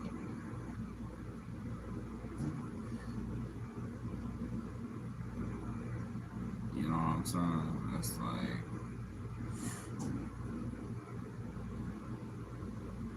seeing that shit, bro. So I'm telling you right now, she may think that, but that's because only she's done fucked her mind to believe that. This interview. During that time period, did anything ever happen that would cause me to be involved? No. Okay. So I was specifically talking about. Oh, okay. Did anything happen with her, or did you show her anything, or talk to her about anything, or do anything with while you were on vacation, and then the same type of situation that possibly happened yesterday? No, not anything bad. No. Okay. Anything good? We had fun with kids on vacation. That's what I'm saying. Don't count him out yet until we know the facts. If he says, yes, I did it, then no. But if he says, Charlotte, I'm innocent, and can look. Well, anybody can say that. I'm not bailing him out until I have an answer. Yo, someone get this man out of here, bro. Get him out of here. He trying to give him the benefit of the doubt, bro. I feel you, bro. You know, you're just like, maybe it's not true. Kids don't make that shit up. You know what I'm saying? It's like, you don't hear 100% right with that shit. Like, that's not what comes to a kid, 5-year-old's imagination. Just randomly, you know what I'm saying? It's like something in their life. Fuck. Answers were provided by the Thompsons' 3 children. Investigators began with the couple's 11-year-old son. You feel safe when you're at home in school? Yeah. Okay. Has anybody ever touched you in a way that wasn't good? Or asked you to? No. No. Okay. The 7-year-old shared a similar story. Do you feel safe when you're at home? Yeah. Yeah, good. Have you ever seen anything on any phone or any kind of tablet or anything like that that's not something that you shouldn't see? No. Okay. While waiting for the Thompsons' 5-year-old, the interviewer and CPS worker discussed the troubling case among themselves. Is it rare that they do that to their own children, or is it usually pretty far away from the family life? That, and she might have thought it was him in the videos, raping somebody else because she didn't tell me through that. Whoa. Well, you're a lot more clumsier than your sister. Yeah. Hey, girl. How are you? Welcome. You want to have a seat? Right here. I like your Did he make you run here? Has anybody ever shown you anything that made you feel uncomfortable or that wasn't good to look at? Yeah. Yeah. Who showed you? My dad. Your dad. Do you remember what he showed you? He showed me a boy that looked scary. Really? What did he look like? He had like a bad, weird face. Why did your dad show you that? I don't know, he just showed us and I'm like, I don't want to see that. You didn't like it? Has he ever shown you anything else that isn't good to look at? Nope. No. Just that. Okay.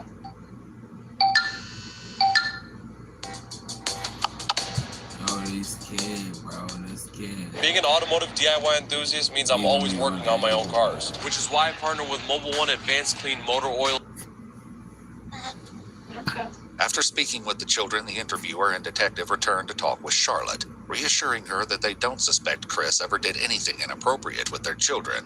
There was, however, another previous incident they hadn't discussed yet. So there was a report in 2009, February of 2009, at like a Target. Do you recall anything about that?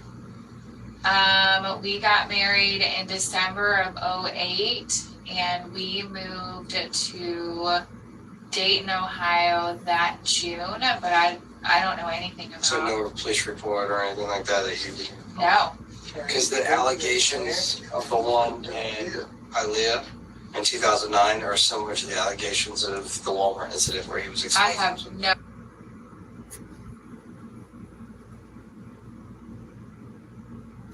Yo, I'm not gonna lie. Listen, you can get unlucky sometimes, bro.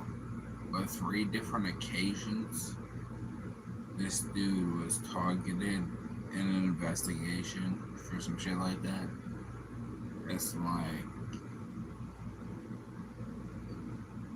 do the math. The math ain't math, bro. Like, you feel me? Like, someone need to get bro out of here. No clue about Target. Never heard of it. As Charlotte can't provide any clarity about this other potential incident, the detective discusses what will happen now that Chris has been arrested. So a big hit will be notification through media, because you're gonna have that. What do you mean? With the charge that he's gonna be pushed, it's gonna be like a news release and all that stuff. Wait. Not saying necessarily, but they can release it in the media. Okay. So just be aware of that. You might get some phone calls. I thought they couldn't do that involving a minor. When the suspect is a minor. Did that. When a suspect is a minor, that's different. So they won't release the victim's name, but they'll release his. So they're going to drag my family through the mud. According to official documents, while conducting the search warrant and viewing electronic items located within the Thompsons' residence, investigators found images on an SD card. The images led them to speak with another of Chris's neighbors and inquire if any of her children wore tight camouflage shorts.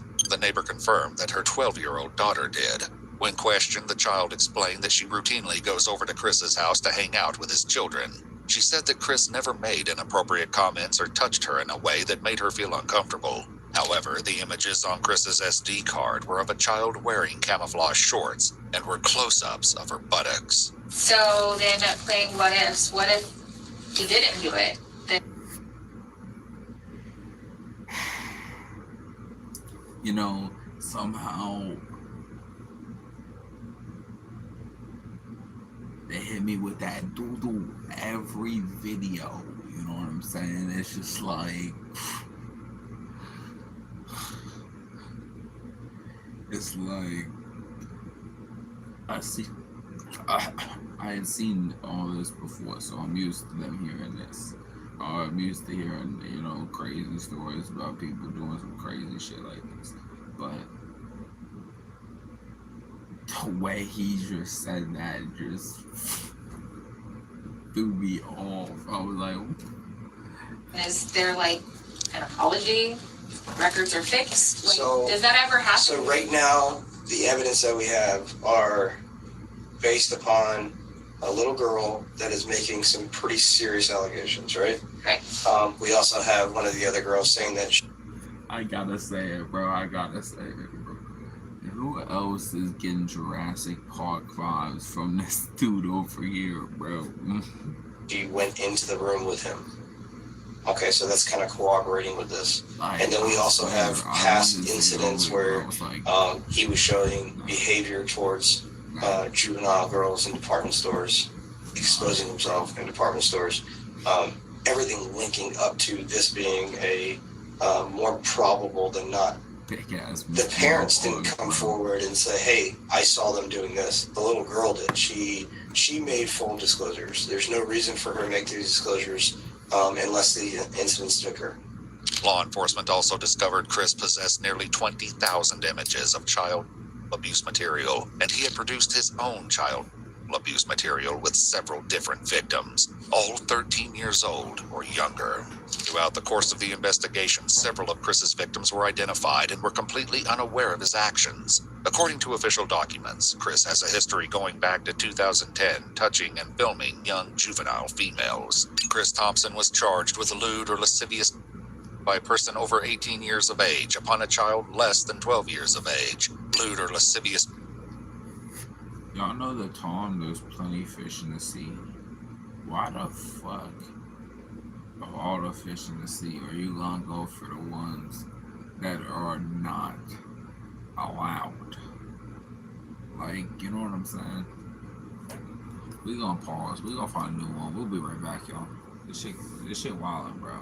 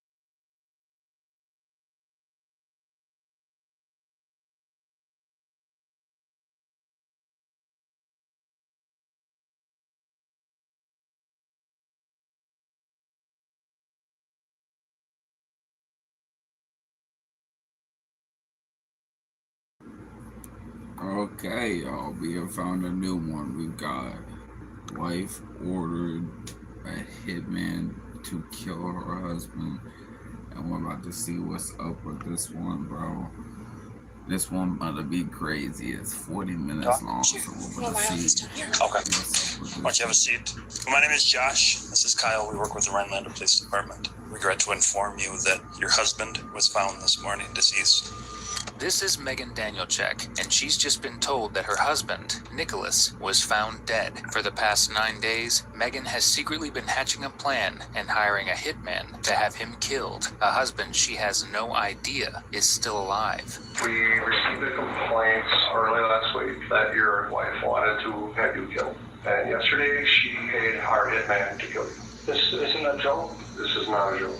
Because unknowingly, Megan had been talking to an undercover officer. For all that time, she believed this was the only way to escape her rapidly deteriorating marriage. And what follows will be the consequences of it all. Paying somebody to kill your husband is kind of a big deal.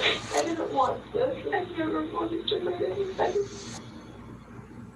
In February of 2018, 27-year-old Megan Danielchek befriended a coworker at her job and started chatting with him about the usual things: the weather, how much they hated their boss, and most importantly, whether he knew any hitmen who'd be willing to kill her husband. After Megan asked this coworker several times to kill her husband of 7 years, Nick Danielchek, he finally caved and put her in contact with someone. Unfortunately for her, that someone was an undercover police officer. When she handed him $400, her husband's usual I never wanted to do anything. In February of 2018, 27-year-old Megan Danielchek befriended a coworker at her job and started chatting with him about the usual things: the weather, how much they hated their boss, and most importantly, whether he knew any hitmen who'd be willing to kill her husband. After Megan asked this coworker several times to kill her husband of 7 years, Nick Danielchek, he finally caved and put her in contact with someone. Unfortunately for her, that someone was an undercover police officer. When she handed him $400, her husband's great-grandmother's wedding ring, and 2 other family heirlooms, she thought she was sealing her husband's fate. The hitman would kill him and make it look like an accident. Little did she know, the only fate she was sealing was her own. The next day, which coincidentally was the day after Valentine's Day, police took her husband into custody for safekeeping ahead of her arrest, wanting to ensure that he was safe when the news broke. But when you find out the person you've raised 2 children with and swore your life to has paid to have you killed, nothing really feels safe anymore. He's quickly swept into a room, having no idea what police are about to tell him or question. Secrecy, pulling you out like this, not really telling you anything. We received a complaint early last week that your wife wanted to have you killed. So we've been working that case, and a confidential informant has met with your wife. She has provided information about what your work schedule is, what you look like, what you drive. And yesterday, police are about to tell him or question him regarding. so the reason for all the secrecy, pulling you out like this, not really telling you anything. We received a complaint early last week that your wife wanted to have you killed. So we've been working that case, and a confidential informant has met with your wife. She has provided information about what your work schedule is, what you look like, what you drive. And yesterday she paid our hitman to kill you. Are we being serious or no? We're not serious. That's why we're going through all this. Schedule is, what you look like, what you drive. And yesterday I'm sorry. The way he said yesterday, she paid our hitman to kill you. It just, I would ask to say, are you serious too? Because I would feel like I was on a prank show or something like that.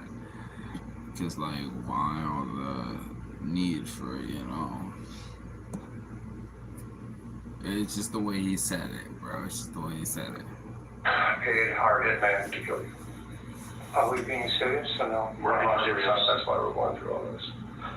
So when you said that there's problems with the relationship, what made you think of that right off the bat? We have problems. What kind of problems? I know this is going to be a lot to digest, but that's why we wanted to be here sitting down before we started doing this. Is this person taking care of that nothing's gonna happen? We are the people. The hitman was actually a DCI agent from the state. So there is no threat to your life. Otherwise, we would have acted way sooner. But we had to go through the process to make sure that all of this was real, because sometimes we get these complaints and it's a joke. But unfortunately, this time, it's not. When we go grab something, I think maybe this might help you a little bit. At this point, Nick is rightfully in complete shock. The officer And taken care of, that nothing's gonna happen. We are the people. The hitman was actually a DCI agent from the state. So there is no threat to your life. Otherwise, we would have acted way sooner.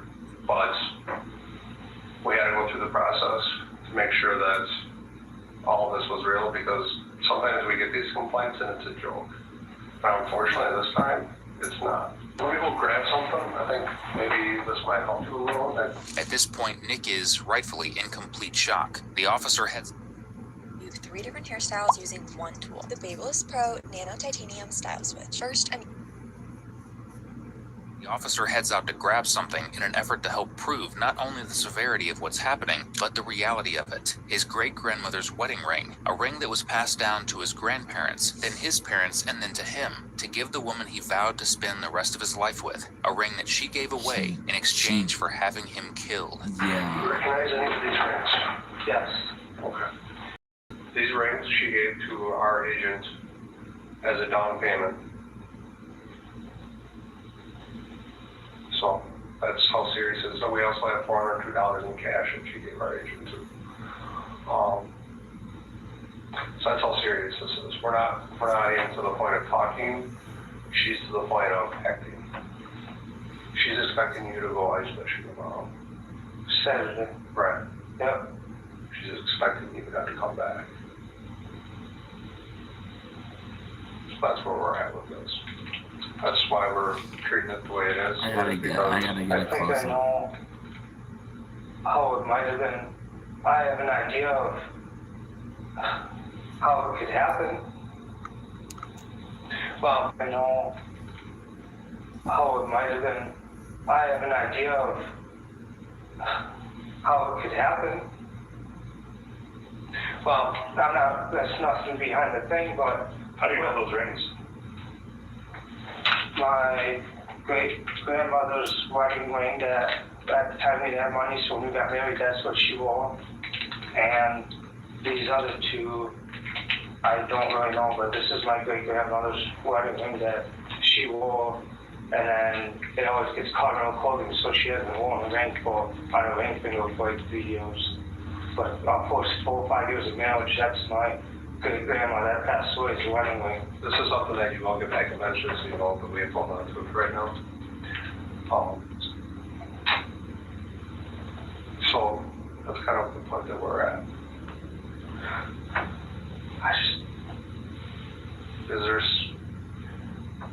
The way that we need to do this is we have to keep you here. We're going to have an officer be with you. But do you need something? Coffee? I need beer. A family member? Yes. Okay. Do you want your dad? Yes. Is there any way that we can let him know about him knowing what's going on? He would have no idea. Well, we haven't working right now. No. Here's the point that we have to do. Nobody can know about this yet. If we can discreetly get him here, we'll do that. So I need somebody. Can I call him just to see if he's awake or home? No, that's it. And the only reason why is what's going to end up happening after we're done talking to you. But do you need something? Coffee? I need beer. A family member? Yes. Okay. Do you want your dad? Yes. Is there any way that we can let him know about him knowing what's going on? He would have no idea. Well, we haven't working right now. No. Here's the point that we have to do. Nobody can know about this yet. If we can discreetly get him here, we'll do that. So I need somebody. Can I call him just to see if he's awake or home? No, that's it. And the only reason why is what's going to end up happening after we're done talking to you and once he comes back. is we're actually going to be going to town. Okay. We don't want her to be too off though. She is going to be arrested. This is first degree offense. I call him just to see if he's awake or home. No, that's it. And the only reason why is what's going to end up happening after we're done talking to you, and once he comes back, is we're actually going to be going to town. Okay. We don't want her to be too off though. She is going to be arrested. This is first degree attempted homicide. So this isn't like a joke. So we have to, and don't want her to do something to herself or anybody else. I'm not trying to change anything. Okay. Or whatever. But like when I talk to her, everything most of the time is perfectly good except for when you talk about a relationship. What I think I'm going to do is I'm going to let you watch the video. I think that might help you a little bit to understand of how serious she really is about this. Because I think that might help you cope a little bit because I think I don't know what else to do. Well, we'll help you the best that we can. There's not a lot that you need to do for us. I don't know if I can be around her again. You're not going to be around her anymore. What about my kids? You're going to have to be strong with your kids. You're going to be with your kids. Do you want to sit with me for a minute? Yeah. I need my dad. Okay. Let me grab something real quick, and then we'll get Daddy. Why would she do it? I wouldn't even know where to start to try to explain it.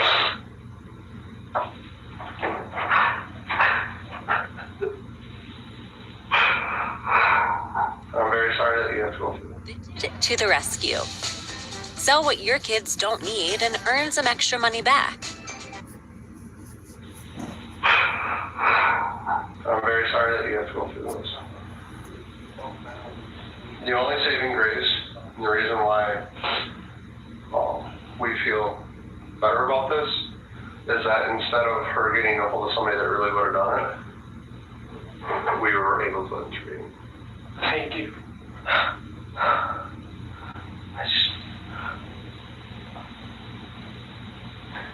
Because we met with her on Friday. I'm not trying to. But if you want to talk about it, I'm not trying to say it's not, but this doesn't feel like reality at all.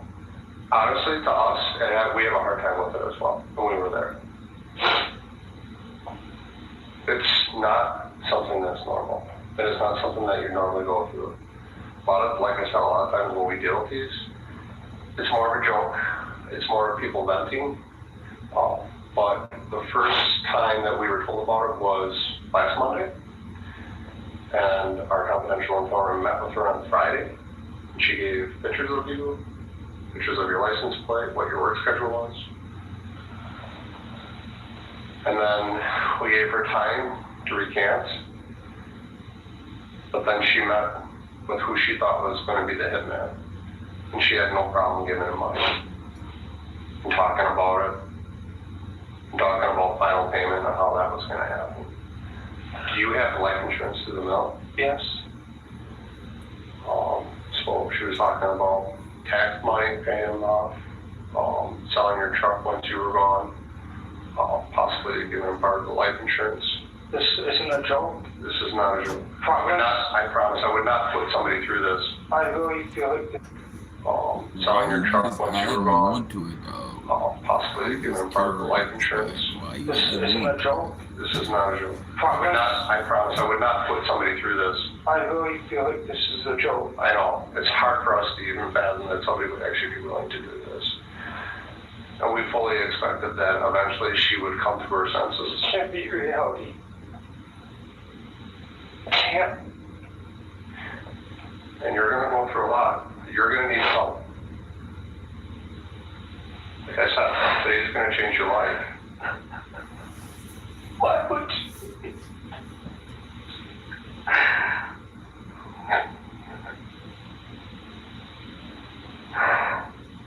And that's why I took your phone away, because at some point you're going to become extremely angry.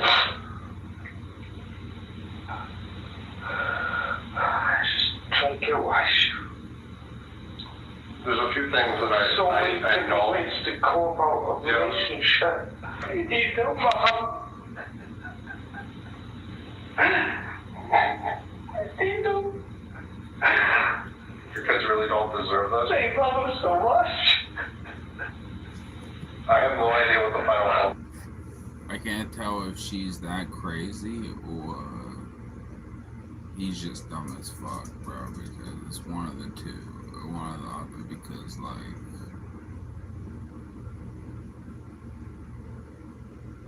either he would have seen the signs, or she's just crazy as fuck and randomly chose to do that. Most likely, he's just dumb as fuck. I'm okay that this attorney is well aware of what's going on. Nick and Megan have been married for 7 years.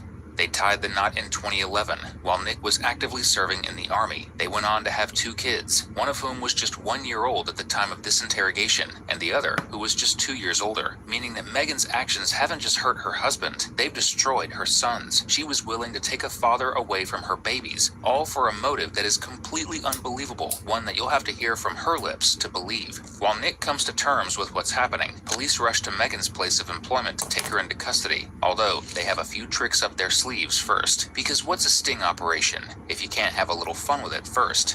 We are in Tomahawk to speak with Megan. Oh my! I didn't do it. You are here for? You talking to Megan? Oh. Okay, she's going to right here. Okay. We are. Hi, Megan. My name is Josh Camilera. Do you have is there a place we can talk? Sure. Come on, my office down here. Okay. Why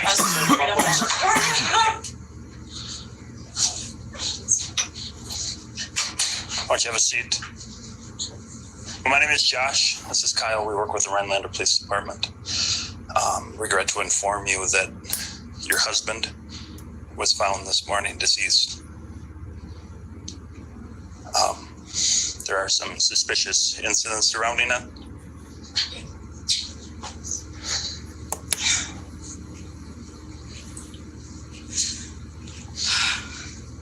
I know your husband wasn't very old. How long have you guys been together?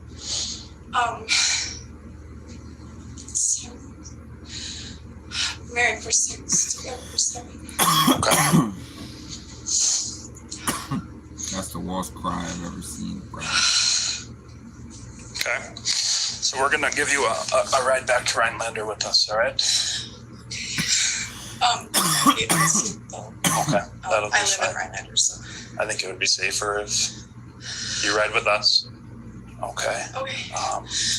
Let's just be honest. Maintenance day before my for a car. second. Time for a little refresh, If he so really I've was partnered dead, with Refresh Your Car because we know this girl needs it. Let's get into it. Of course you had the way because that was a terrible. You ride with us. That would have gave Okay.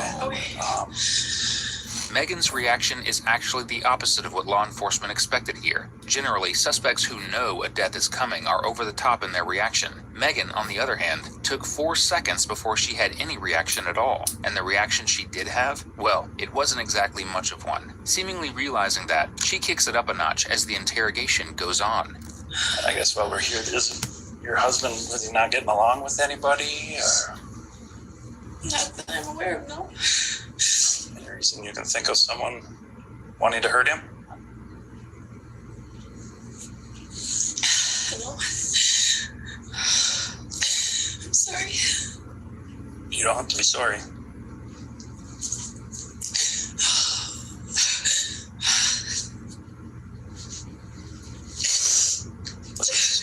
Was this unexpected for you?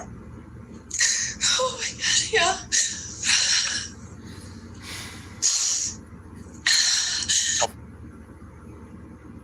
Okay.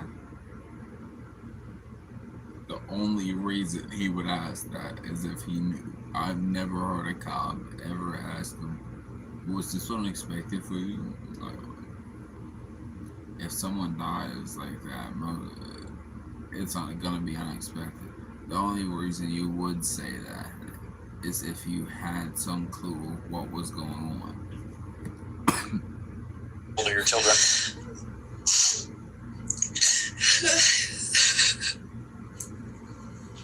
You guys been getting along at home? How's everything going? I mean, we've had our arguments. Sure. But, you know, normal marriage stuff.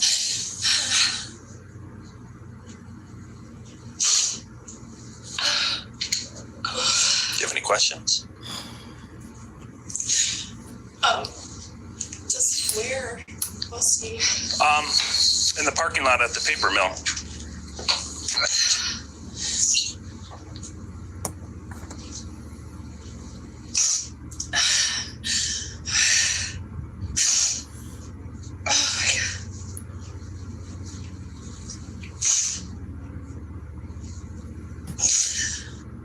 You know what the funniest part is? She's going through the trouble of acting, making herself cry when they know it's home. It's just like, yo.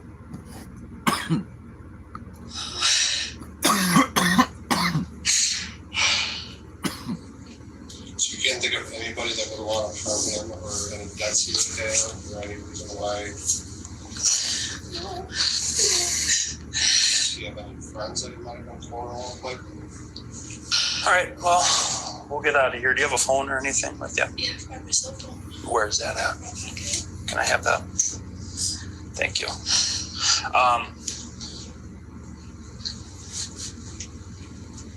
No more questions? Yeah, about Okay. Can I use my phone to call my mom? No, you can't. Because you're going to be coming with us, okay? Your husband actually isn't dead. Okay?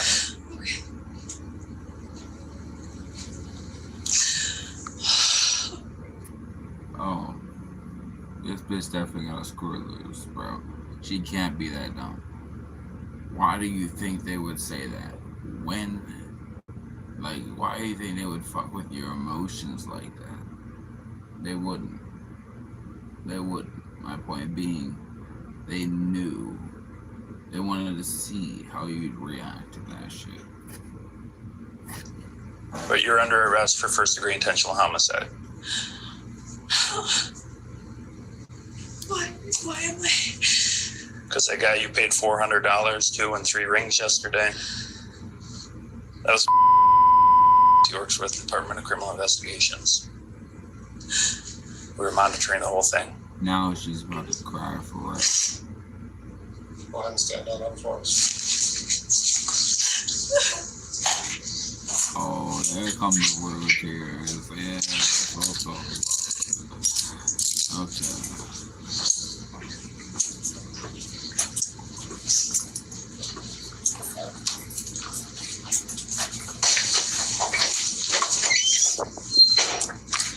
You know that office was buzzing with rumors the second Megan stepped outside the door. Co-workers trying to put together pieces of the puzzle on what she got arrested for. But back in the interrogation room, however, Nick is trying to put together a puzzle of his own. Because still, he can't comprehend how his wife and the mother of his children has done this to him.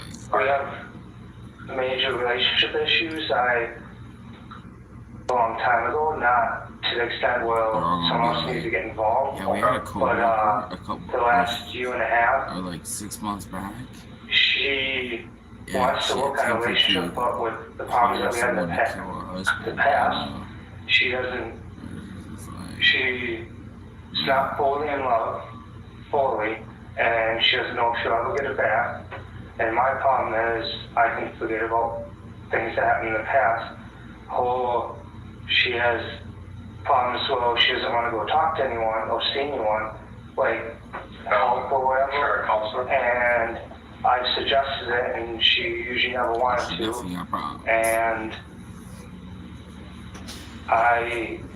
for the last year and a half, I've been put through something I don't think you should ever be put through in a relationship besides cheating. She would, when it was last year in January, February, March, a couple months, she would go to the bar with all guys for pool, like want to play, would go hang out with them. My parents would often watch the kids. When I got out of the military, she would watch, we watched, staying at their house, living at my parents' house, until we got a house now. And she would, hey, you can go with them, I'll watch the kids. if you go, I'm not gonna go. You're not allowed to come with me. It's all guys at the ball. We have no intimacy, and you're going out to the ball with all guys every week.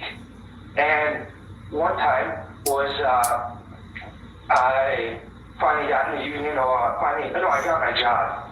Right when I got my job, I said, hey, can we go and celebrate? And this was on Thursday. I said, can we go and celebrate when I was off on Monday?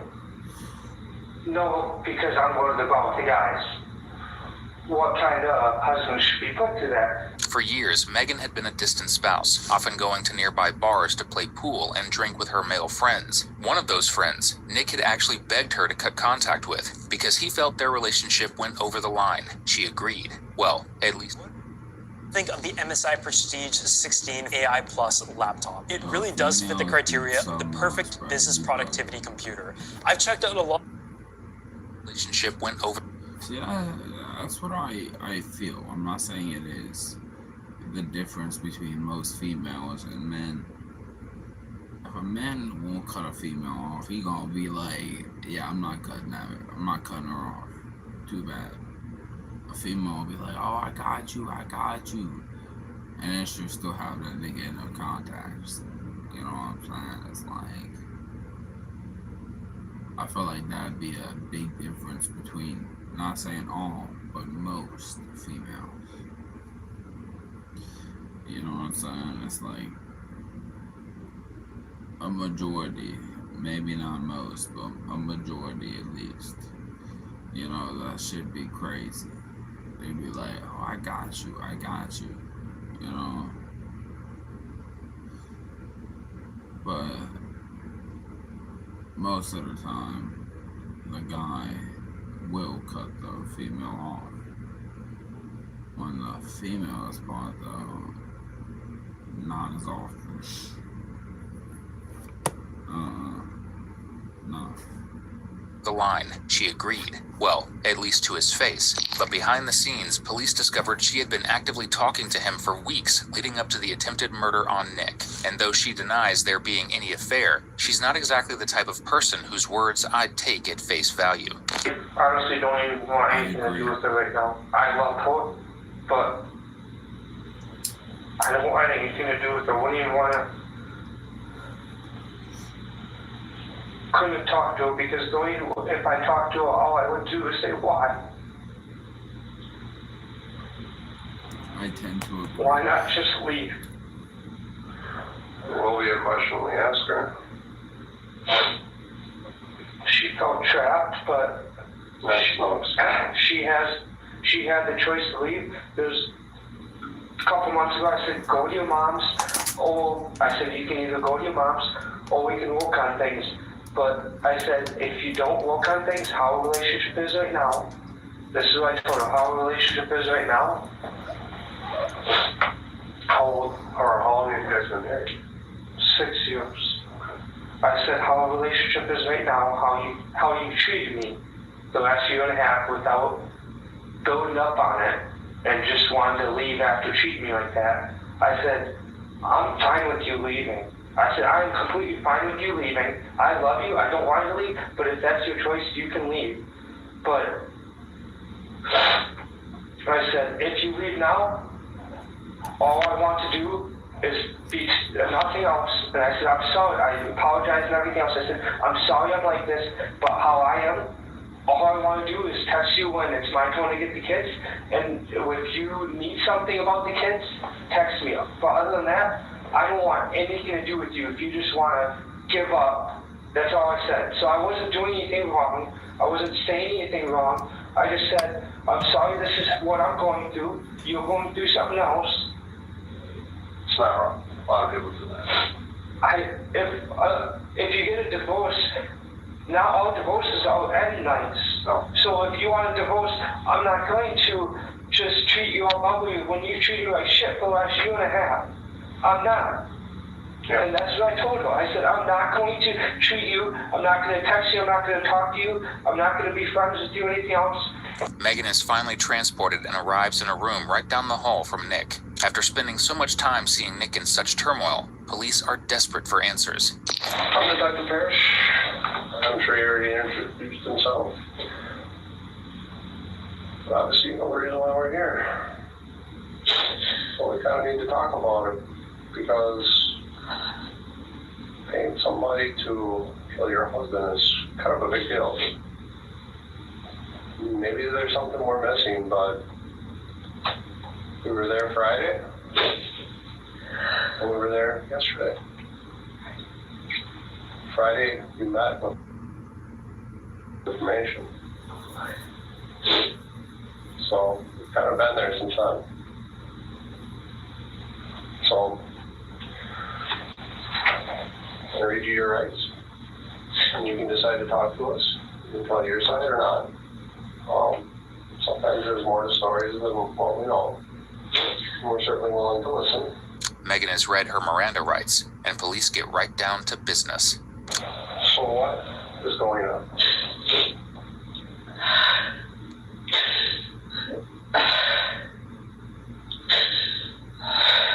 I don't know where to start. Megan Life on Virgin Voyages doesn't stop when the lights go down. In fact, it is just getting started. Treat you, I'm not gonna. A lot of people do that. If you get a divorce, not all divorces are end nights. So if you One second. she had the choice to leave. There's a couple months ago I said go to your mom's, or I said you can either go to your mom's or we can work on things. But I said if you don't work on things, how a relationship is right now. This is what I told her, how a relationship is right now. How long have you guys been married? 6 years. I said how a relationship is right now, how you treated me the last year and a half without building up on it and just wanted to leave after treating me like that. I said, I'm fine with you leaving. I said, I am completely fine with you leaving. I love you, I don't want you to leave, but if that's your choice, you can leave. But I said, if you leave now, all I want to do is be nothing else. And I said, I'm sorry, I apologize and everything else. I said, I'm sorry I'm like this, but how I am, all I want to do is text you when it's my turn to get the kids. And if you need something about the kids, text me. But other than that, I don't want anything to do with you. If you just want to give up, that's all I said. So I wasn't doing anything wrong. I wasn't saying anything wrong. I just said, I'm sorry, this is what I'm going.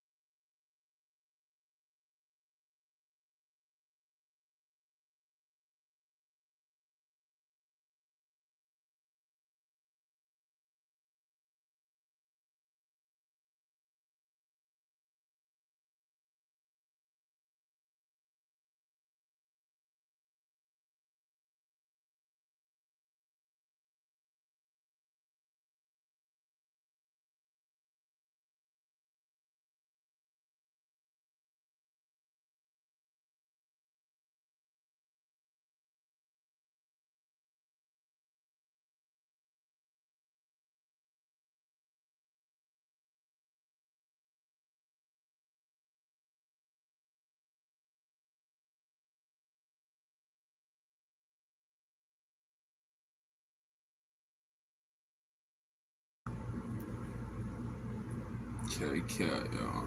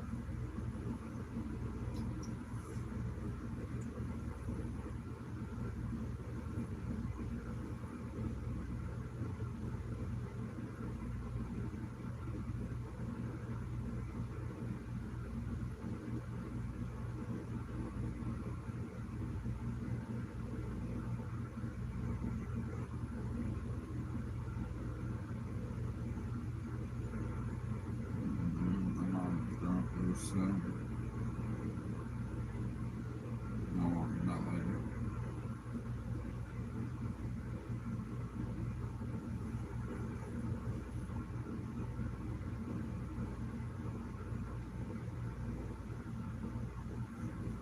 Yeah.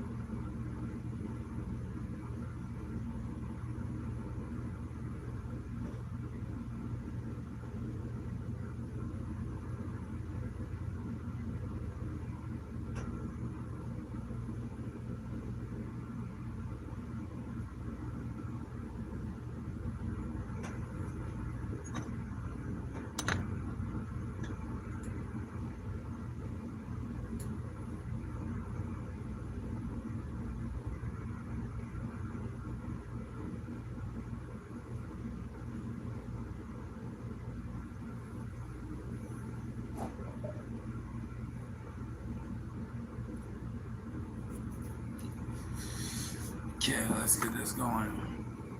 You're going through something else. It's not wrong. A lot of people do that. If you get a divorce, not all divorces are end nice. No. So if you want a divorce, I'm not going to just treat you all ugly when you treat me like shit for the last year and a half. I'm not. Yeah. And that's what I told her. I said, I'm not going to treat you. I'm not going to text you. I'm not going to talk to you. I'm not going to be friends with you or anything else. Megan is finally transported and arrives in a room right down the hall from Nick. After spending so much time seeing Nick in such turmoil, police are desperate for answers. I'm Detective Parrish. I'm sure he already introduced himself. But obviously, you know the reason why we're here. Well, we kind of need to talk about it because paying somebody to kill your husband is kind of a big deal. Maybe. Thanks for you back. I don't want to talk about it. How was the meth test? Don't want to talk about it. You need to talk to somebody. I talked to my Talkspace therapist. Can't afford it. And still, don't want to talk about it. Talkspace is super affordable. And when you don't want to talk, you can just text them. Maybe there's something we're missing, but we were there Friday, and we were there yesterday. Friday, we met with information. So we've kind of been there since then. So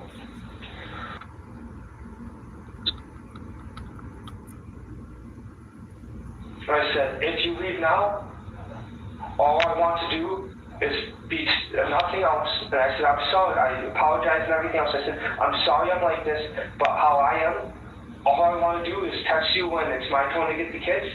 And if you need something about the kids, text me. But other than that, I don't want anything to do with you. If you just want to give up, that's all I said. So I wasn't doing anything wrong.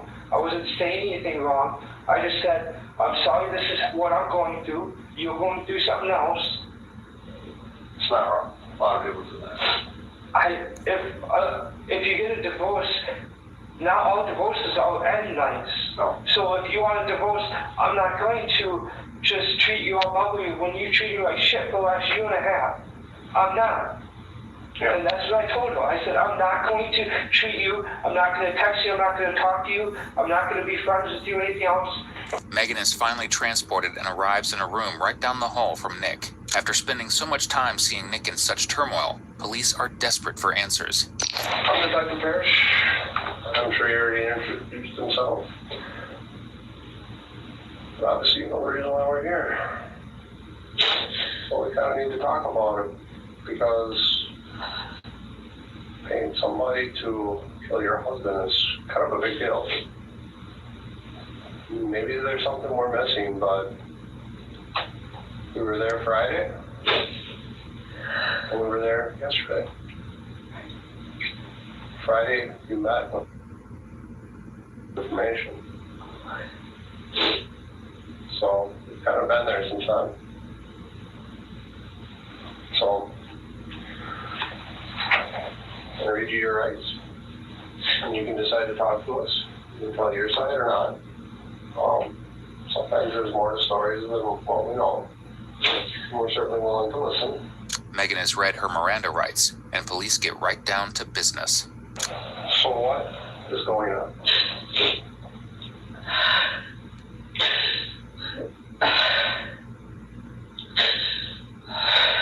I don't know where to start. There's Me while sailing from Miami to the Bahamas. I thought this would be overindulging as most cruises feel, but there's a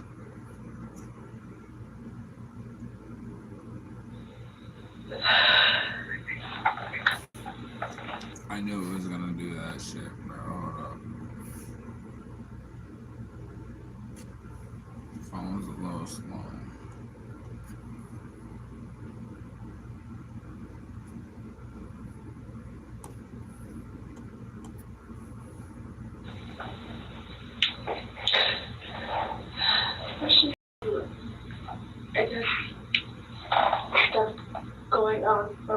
that I personally just haven't been happy, and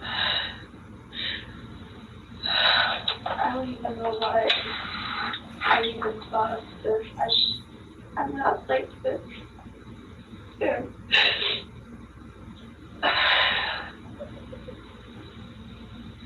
I guess I just haven't been happy with my relationship for a while, and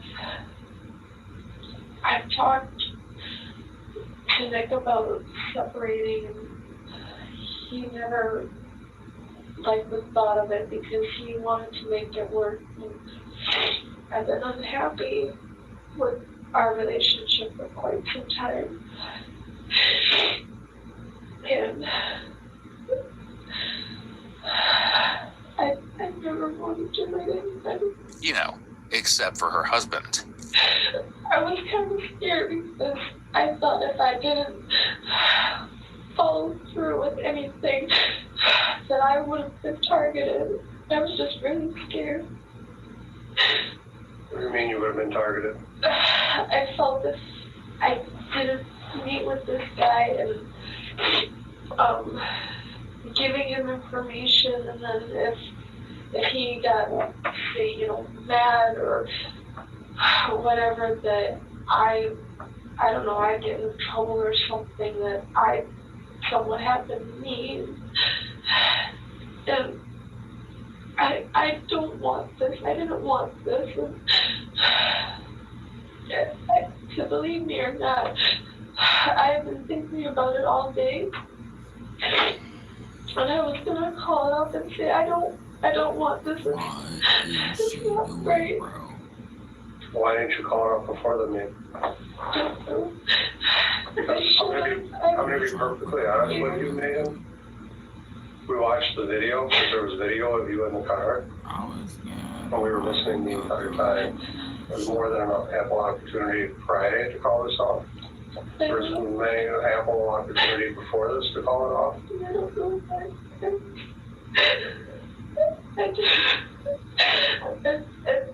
I feel like an idiot. Well, I guess the question really is, why did you think it was even remotely okay to even start with this? I don't know. It's not. It never is. It never was. It never should be. I don't know. I mean, if you felt threatened by anybody, why didn't you contact the police? Why would you allow your husband to be put in harm's way? I don't know. I shouldn't have.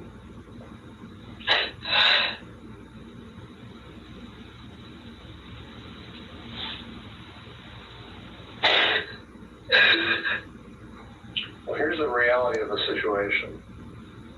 You had time to back off. He was done everything possible to make this go forward. I was just, you know, that sounds silly or dumb, but I just thought in the back of my mind that was just, I don't know how to explain it, like. Megan had reportedly tried to find the sketchiest person at her job and then asked him if he knew a hitman or someone who would be willing to take care of her husband. After being asked several times, her coworker realized that Megan was serious and contacted police, who set up the sting. Megan agreed to give the hitman $400 and 3 rings, all of which belonged to Nick's family and were irreplaceable heirlooms. She told the hitman they were simply a down payment and that once Nick was dead, she'd give him another $4,500. Do you remember the conversation about killing your boss and then kind of saying that you wish somebody... Well, people were joking about your boss at work, how people wish you would just die or something like that. And then you had made a comment about you wish same thing for Nick. Oh. Kind of. I mean, we say that we don't like my district manager, we don't care for him, and then it must have come up with that with Nick. Vinted. With new categories beyond fashion, you can now sell pre-loved items from every era and make extra cash for what's next. And then it must have come up with that, wasn't it? About it. I just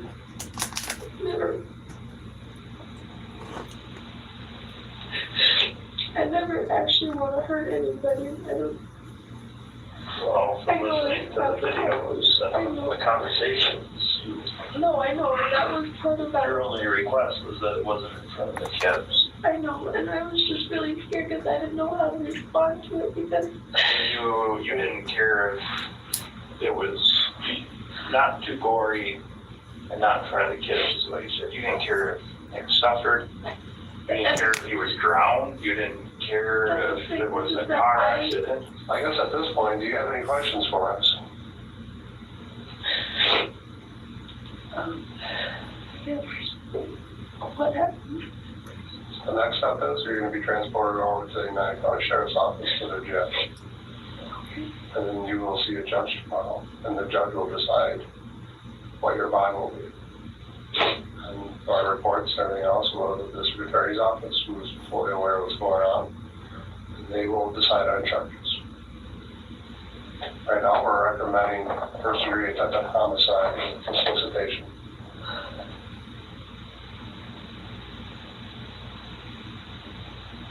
Been a cop over 12 years. This is the first time I think I've ever had anybody have to deal with this. I never thought that I even get caught up in this because I never wanted to ever hurt anybody and I didn't want to. Well, all you have to do is quit talking to I know that quit talking about it. Quit thinking about it. How long is he fired from or not working with you?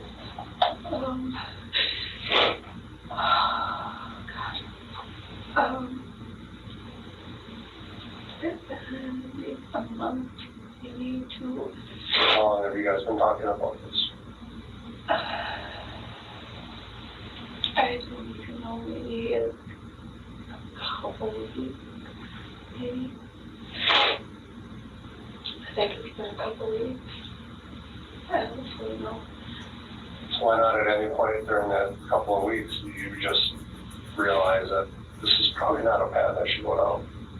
Because there was no guy that you contacted other than us. There was no guy. I know, and it did cross my mind.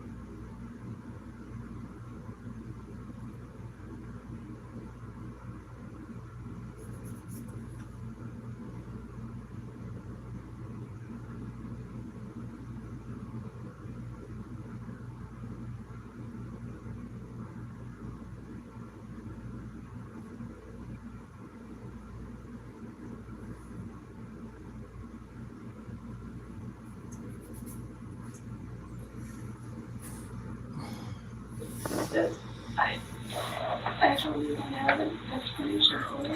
Did you ever look this up? Look what? The hitman thing. Research it at all? 250 years ago, America said, enough! No more paying extra for stuff we never asked for. So we talked.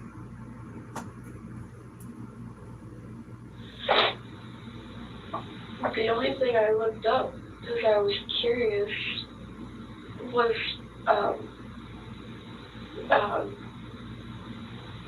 mercury or lead poisoning once, but not anything hitman that I... What did you look that up from? Huh? What did you look that up from? I was just curious because it had been talked about in a conversation before, and I wanted to learn more on it. I was just curious. Are you poisoning Nick? No, absolutely not. Are you thinking about poisoning Nick? Because that was one of the ways that you had told you thought it should happen. And I never was going to do it myself, ever. I never would. I could never think.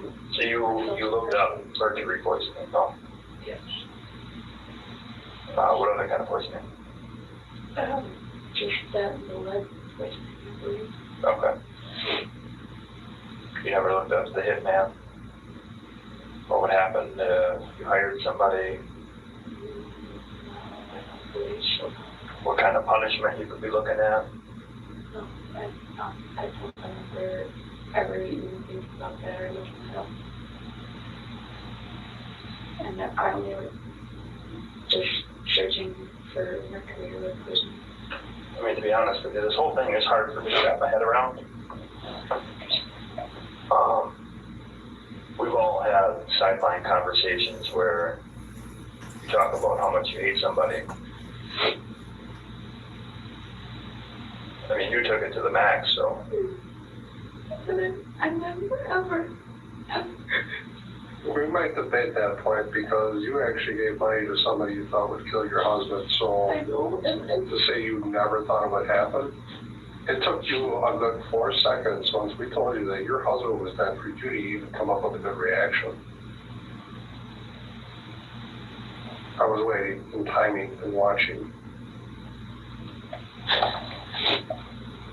And when we gave you the opportunity to talk about the person who might have done it, and we knew you were fully aware of what he was driving because you were in his vehicle, you lied about it.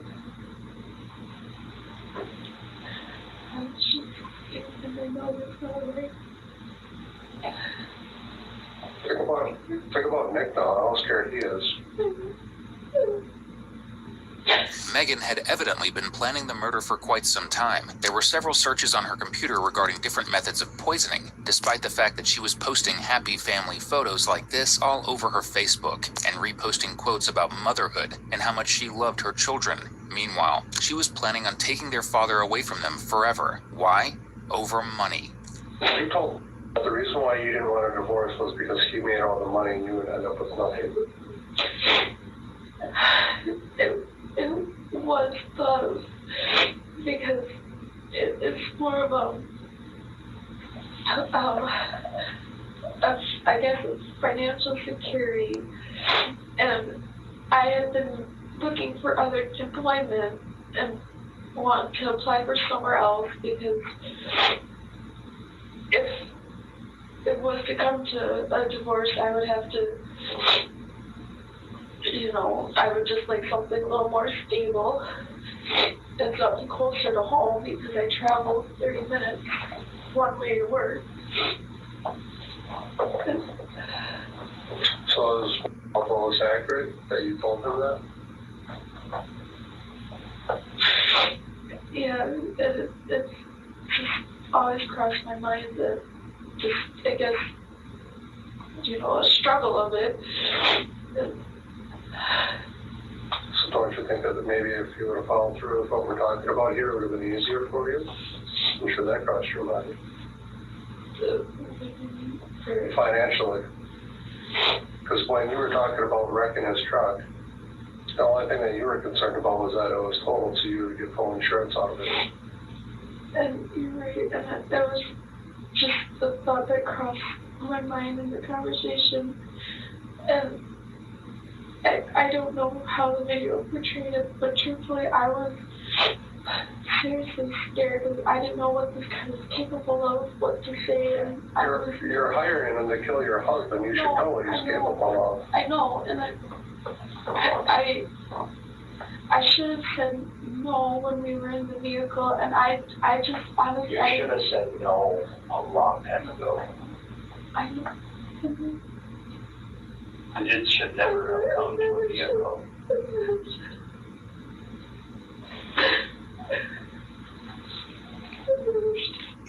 Need cash now? Just go to Lengo. All you need to do is answer a few quick questions to see how much you'll get. It won't affect your credit score or your mortgage. And you don't even need to put in your social. Plus, you can use that cash for whatever you want. I left the link below. Tap now and you will thank me later. The moment is now. Meet UpToDate Expert AI, a breakthrough in clinical decision support. UpToDate Expert AI combines the speed of Gen AI with the depth of expert-authored, peer-reviewed content, helping clinicians make confident decisions. Access the same trusted recommendations medical professionals have depended on for decades, faster and smarter than before. Ask questions through text or voice search and get actionable insights and care recommendations grounded in UpToDate's reliable, expert-authored content, from diagnosis to treatment. UpToDate Expert AI is designed to spark and augment your clinical thinking. It doesn't just give you information, it shows you its reasoning and sources, and helps guide you to the best available evidence and next care step. See the clinical assumptions it's making, and refine diagnosis questions through nudges and follow-up details. Explore differential diagnoses ranked by likelihood, in clearly structured tables, and with treatment options tailored to your specific case. It also tracks your CME credits, helping you acquire professional development opportunities while caring for patients. Other AI tools give answers, but they can be unclear, unsighted, or confusing. UpToDate Expert AI is different. It's built exclusively on content reviewed by over 7,700 experts, always keeping humans in the loop. And it keeps care decisions between patients, providers, and evidence without introducing advertising or jeopardizing privacy. A new standard in healthcare is here. Contact us to learn how UpToDate Expert AI can transform your clinical practice.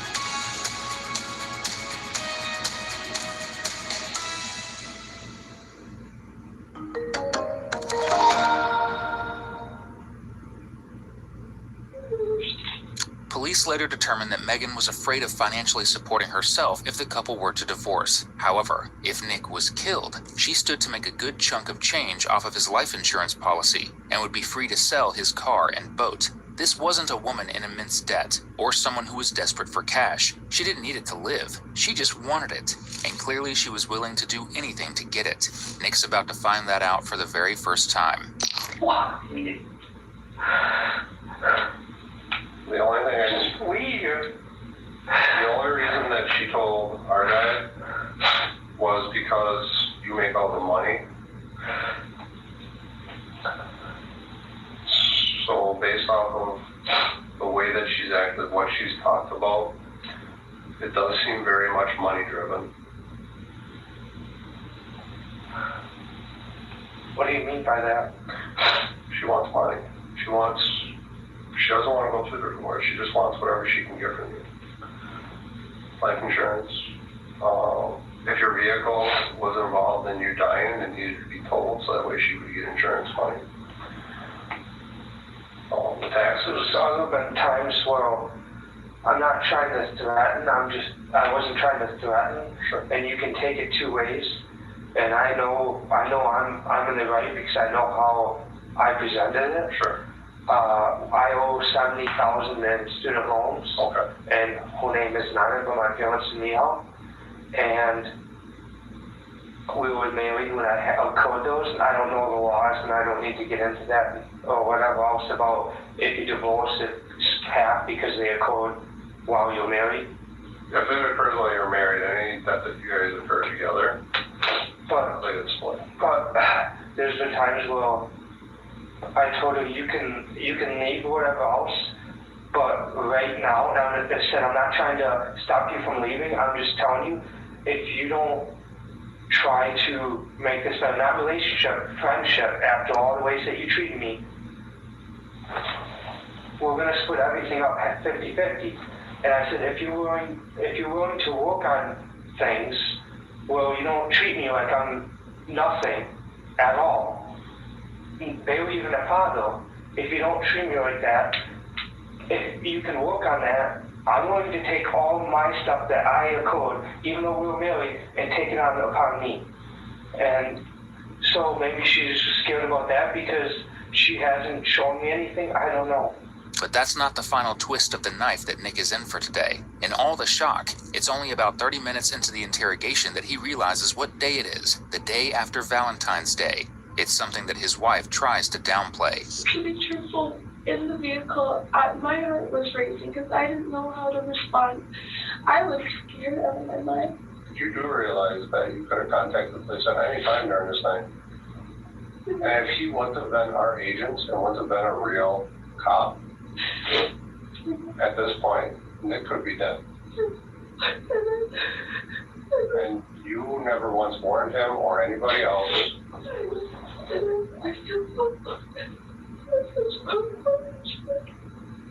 Got a total of $173. Wow, that's crazy. I would have never expected that coming to Grocery Outlet today. I'll definitely be coming back.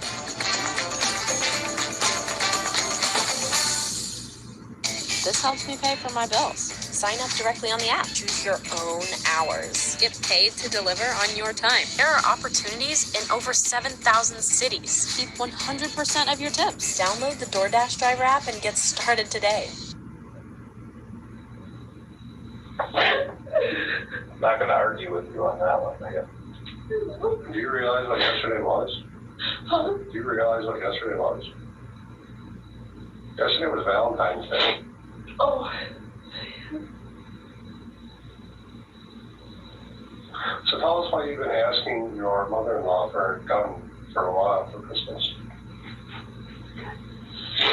Oh, I wanted a new shotgun for hunting. Okay. Or rifle, whatever. It had nothing to do with anything else. So we have to obviously worry about somebody else possibly doing something to Nick. Is there anybody else that you've contacted about this? How was she last night with you? Really good. Their mood change from the previous days? Or how was she like maybe in the last week? In the last week? Yeah, did any of their mood change at all? Don't see anything. The only big shocker, which I was in tears, was 2 days ago. Tuesday. Well, day before, Tuesday at night. The biggest shocker I've had in a year is she actually got me a Valentine's Day card and she wrote that I'm a good father and an amazing husband and haven't had that written or said to me in over a year and a half. She gave it to you Tuesday? With fishing gloves, because I was going fishing yesterday with my dad. And what's really scary is I can't get off my mind right now. But I'm thinking, how would this ever happen? I'm never going to be with myself by myself. Like, how would this happen? And I just thought of one instant that I'm going to be with myself for a long time. And my advice to you is take care of you. Don't worry about that. It's hard. Trust me, I know. I'm trying to just get my mind off certain things. And For the first time in years, Nick felt like he and Megan were in for a good Valentine's Day. She gave him a car, thanking him for being an incredible husband and father. For Nick, it felt like the relationship was turning around. She even gave him a pair of brand new ice fishing gloves, something she knew he needed. But it wasn't a sweet gesture or a new beginning.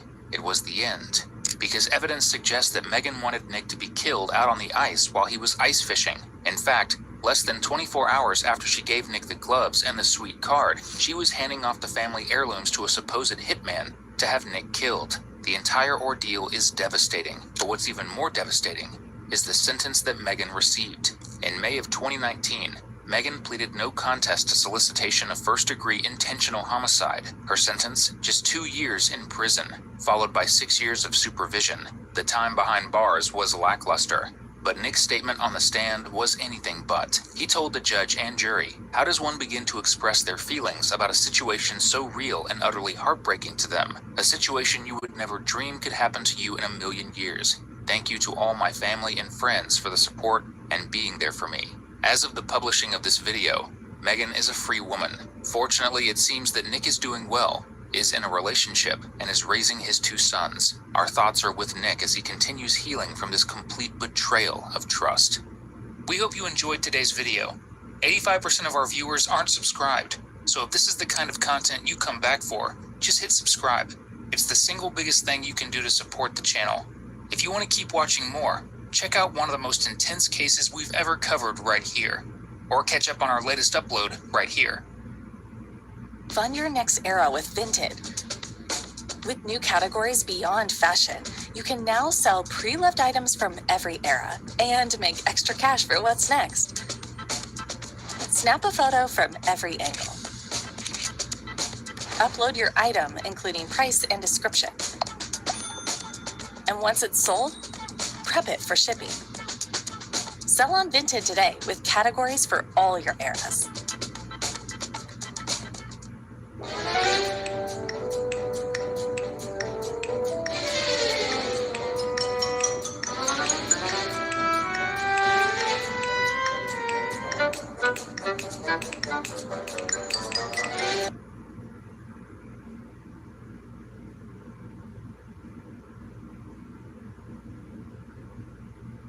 You lost your keys, got flustered, and it was Yes. unintentional. It was a mistake. Yes. Nothing was intentional. Yes, I am a detective.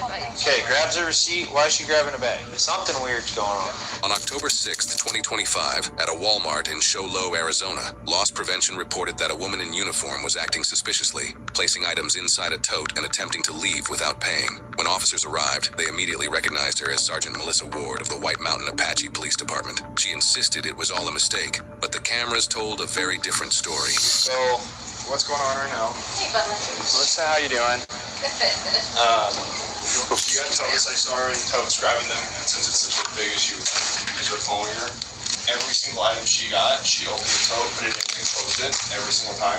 And then when she got to the front end, the only thing she purchased was the tote. And then she tried, before she even bought the tote, she went to the GM exit, was stopped there by the doorhouse, went back, went to customer service, then went back, purchased the tote, and then went through grocery. So it's kind of where we're at right now. Can you send me that video? Yeah, Let's see. BR's gonna chat with you and stuff. Were you just getting off work and stuff? Okay. I'm getting stuff for PD for the. I lost my keys. Oh. So I was gonna ask the lady at the front if she could. While I go out to the parking lot to get the Keys and stuff. phone call too. Okay. Yeah, he'll chat with you about it. We'll try to figure out. Do you have your weapon on you? No, I took it off. Professional courtesy, I'm gonna put you in handcuffs. So we're gonna take you to a car, put you in back. I'm gonna take your bag and just make sure you have nothing on you, okay? Fair enough? And then we'll chat down to the PD and stuff, okay? We're gonna walk around here real quick. She's got her patrol car here. Oh, okay. I'm gonna have you sit back here, and then I'm gonna read your rights and interview, okay? I heard her telling you. Yes, so that's why I was like, let's double check with Miles, because she was trying to claim that she was gonna go intercept somebody at the front to watch her car so she can go back out to her car because she can't find her keys. Why was she stuffing it in the bag? Exactly. So Did we find the keys? that's another thing too. We'll search the bag and see if she has her keys or not. But as we pulled in, we see her patrol car chilling. Yeah, we ran it. So she came here, just got off work, came here. I'm gonna read your Miranda rights. You had a right to have one appoint to you. Prior question. Do you understand his rights? Okay, so what happened here? And just be straight with me. I mean, we all make mistakes. I'm looking for my keys. So what ended up happening was I went over. I'm supposed to get 2 totes. So I ended up grabbing 1 tote and I put some stuff in there, and then I got a phone call. Somebody was letting me know we had a family member passed away this morning. So I was just getting ready to leave, but I thought I could go to the front and ask for my keys. There's a lady that's usually right here. She's pretty good about letting somebody like park your cart and then go. I went in and I got one of the totes because I need to get candy for the department, and then I was going to put the other stuff in that tote it's my personal stuff that I'm going to buy for today. So I couldn't fit the other tote in there because there's 2 lids. There's only 1 tote, right? I paid for the tote. I can go. Did you see the video at all yet? No, do you want to just... Yeah, I'm gonna go watch. So the tote you have, how come you were putting it aside and putting the lid on it? Because I'm going to fit another tote in there with candy, if that makes any sense. It just fits side by side.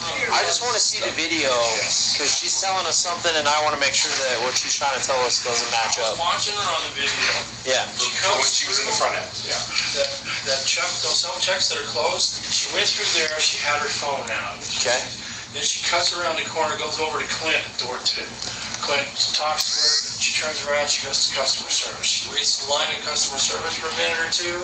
She rolls up, says a couple of words to generally the team lead, comes out, heads back to door 2, talks to Clint again, circles back around, and then she cuts through, up through the self-check, turns around, gets in line to self-check 5. Okay. She's at self-check 5, she scans the tote, just the tote. Doesn't open anything, scans the tote, just the tote, gets her receipt, heads out, goes right past the door host on 1, and she's passed everything, she's passed the scan. Yeah. And that's when we stop her. Okay. Hey, what are you doing? So because she's claiming that she was trying to find someone to watch her cart because she didn't know where... But that doesn't explain why she would then try to push out the merchandise. So you said you came here and you're buying it for the department? Yes. What were you buying for the department? Candy. For what? It's the trunk or treats. Your department pay for that? Yes, they gave me $500. And you're telling me this, make sure it's clear, because you had a family member die. Yes. You lost your keys, got flustered, and it was unintentional. It was a mistake. Yes. Nothing was intentional. Yes, I am a detective. Okay. No, this is Okay. And so that's your bag, your personal bag? Yes. So do you have any problem if I look there, make sure no keys or nothing in there? Yes, Okay. that's fine. And you have no keys on you? No. And so that way I'm gonna sort it out, because honestly, if it's truly a mistake, the last thing I want you to do is in our car. Me too. Okay, so just give me a minute. Let me try for what I want and respect you, put you here so you're not in front of everybody out there. No, I'm feeling already embarrassed. I know. It's not Okay. my intention. Okay, just hang tight for me, okay? Thank you.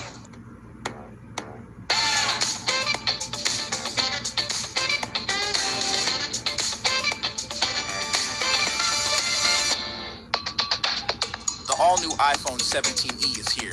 Get it for just $99.99 with 2 months of prepaid service, then power it up on Boost. Unlimited everything on fast nationwide 5G. Switch to Boost. Get the newest iPhone. Terms apply. The all-new iPhone 17e is here.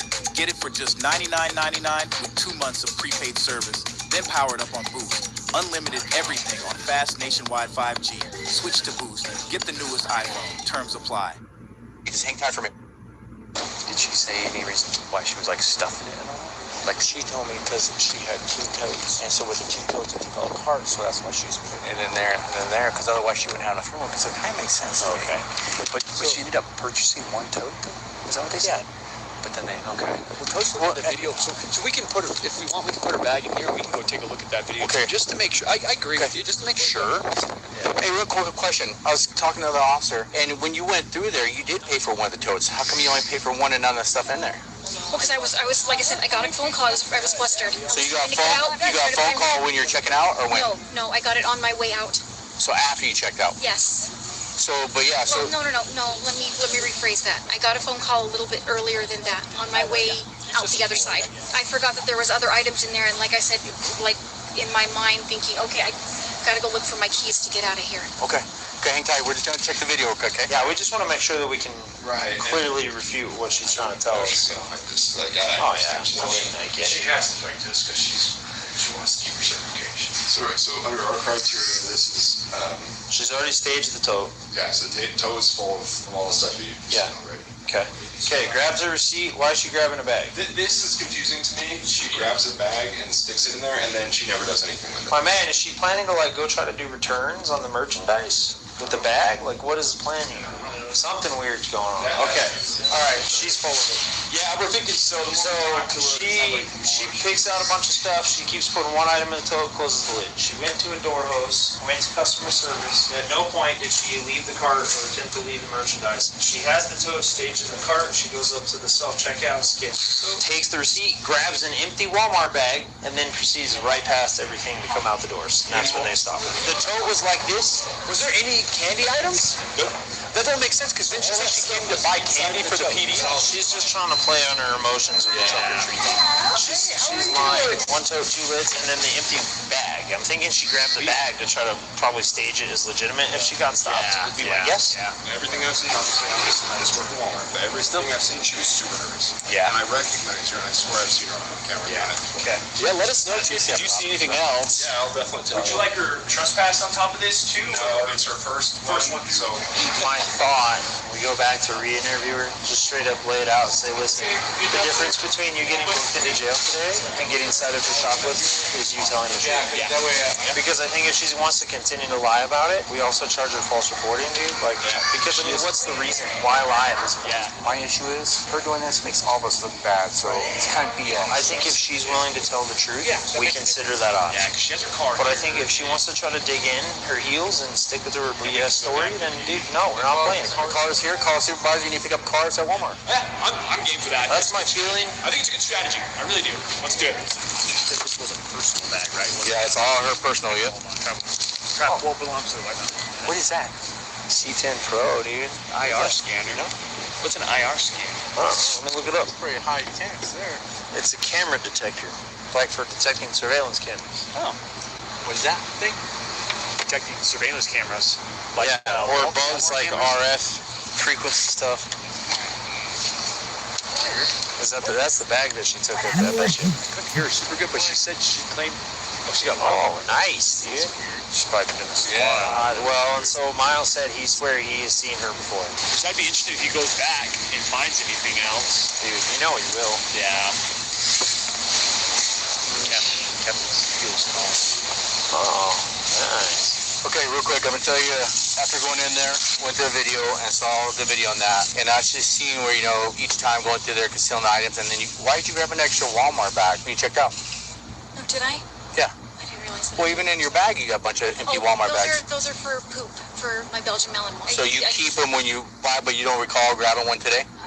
Okay. Well, and then initially you told me you came here because of trunk or treat. Yes. The city gave you, well, none of the stuff you had with you were nothing with candy or nothing like that. Well, yeah, so I was going to do my stuff and then come through and get the candy stuff because it's really heavy to carry in a tote. It just doesn't look good, the whole thing, but I just asked you to be honest because here's the situation here. Video's here, the other officers reviewed it, and said, that's why I'm asking you to be honest. You were both officers, so. No, that was not my intention. So you never had intention, you're saying it's totally accidental. Yes. All right, hang tight. Do you mind if I talk? Jump in, yeah. She's already memorized. So, here's the situation. Obviously, you know why we're over here. Yes, I do. Yep. So why were the items inside of the tote? Like I said, I have two separate totes. I was going to do one for the candy and then one for my personal stuff. I was on my way home. Now we told her, professional curse. She didn't even cuss. We don't do that to no one else. And when were you going to get the candy then? I was going to get them probably at the same time. I was going around to make candy usually melts. I didn't want to put it in my car right away. I believe that you're looking for your keys. But here's the deal. You did a crime today. I know it doesn't look good. No, it's illegal. It's not that it doesn't look good. It's shoplifting. That was not my intention. I'm not asking you what your intention was. I know. Okay? I know. I got I'm not saying when you got here you planned to steal stuff. No. I'm not saying that. What's the boss's number? You might call him. Give him a rundown. What's the number? Oh, I'll give you some work for right now since we're. Now, you're a certified peace officer, correct? Yes. If I lost my keys, what are the keys for? My car, my unit. Yeah, so if I lost my keys from my unit, I would leave my merchandise and go find it because it's kind of important. Especially so your weapon's in there, correct? Yes. So why go through self-checkout, purchase the tote, and then try to leave the store? Hey, how's it going? We're chatting with her. If you just give us a couple minutes. Yeah. Actually, can we talk over here real quick? You're her captain, right? Yes, Is that what you're captain? So they have her on video, and it looks pretty clear that she was concealing items into a tote. They've been watching you. I watched the surveillance video. You look like a thief. I'm gonna be honest with you. You look like a shoplifter on the video. I've watched a lot of shoplifters on video. You look like a shoplifter. Okay, It's not good then. It's not? I mean, we deal in probable cause, right? What's probable? Let me ask you. You have this call right now. Take your profession out of it. What's probable? Evidence, whatever you've got. I'm not asking you that. I'm asking you what's probable. That's what it looks like. What does it look like? It looks like shoplifting. It does. What a day. All right, sit tight. No, this is her captain. Oh, hello. So she's saying she did need to buy a tote. Cool. Well, she also shoplifted. Yeah, that's what I So, told her. problem is that she's given us 7 different stories about what she was doing and how she was trying to get that accomplished. Yeah. And Asset Protection watched her load a tote with personal items, Yeah. 1 item at a time, close the lid every time. She had ample opportunities to stop and leave her cart with someone. She decided instead to purchase only the tote that was full of the items, and then attempt to leave the store without stopping to talk to anybody before she was confronted by Asset Protection. Does she have her Unikey? No, she's saying she still doesn't know where that is. But we also haven't dug through her pockets or anything like that. But I mean, she did shoplifting. So that's where we're at today. Okay. Is at the very least, she's getting charged for shoplifting. Okay. So I was just talking to the supervisor and make sure it was okay. He says it's okay if you want to see the video. So that way you understand what we're dealing with. Yeah. By now, officers had reviewed the footage, heard her story, and felt confident they understood what happened. But before making any decisions, they wanted her own captain to see the video for herself. But when they stepped back into Walmart, they were met with new information. Hey, can you show us that video again real quick? So I'm pretty sure I found her doing it. I think I found her doing it, yeah. Hey, you found her doing it another time, not So this one. there's another one. This one's gonna take a lot longer. That's okay. You found another one too? Yeah, so I found another one. Okay. This one's the most concerning because I gotta make sure that she didn't pay for any of this stuff. I don't want to say anything out of turn, but Sure, yeah, no, she has a tote with a bunch of stuff around it. One of my associates actually does her job for once and takes the top of the tote off. Holy cow. Yeah, there's Lego sets on Lego sets on Lego sets. So that's all inside there. I want to make sure that she didn't at any point pay for this already. But that's pretty suspicious in our line of work. Give me the dates on today's, the what, the 6th? Today is the 6th, the 30th. 9:30.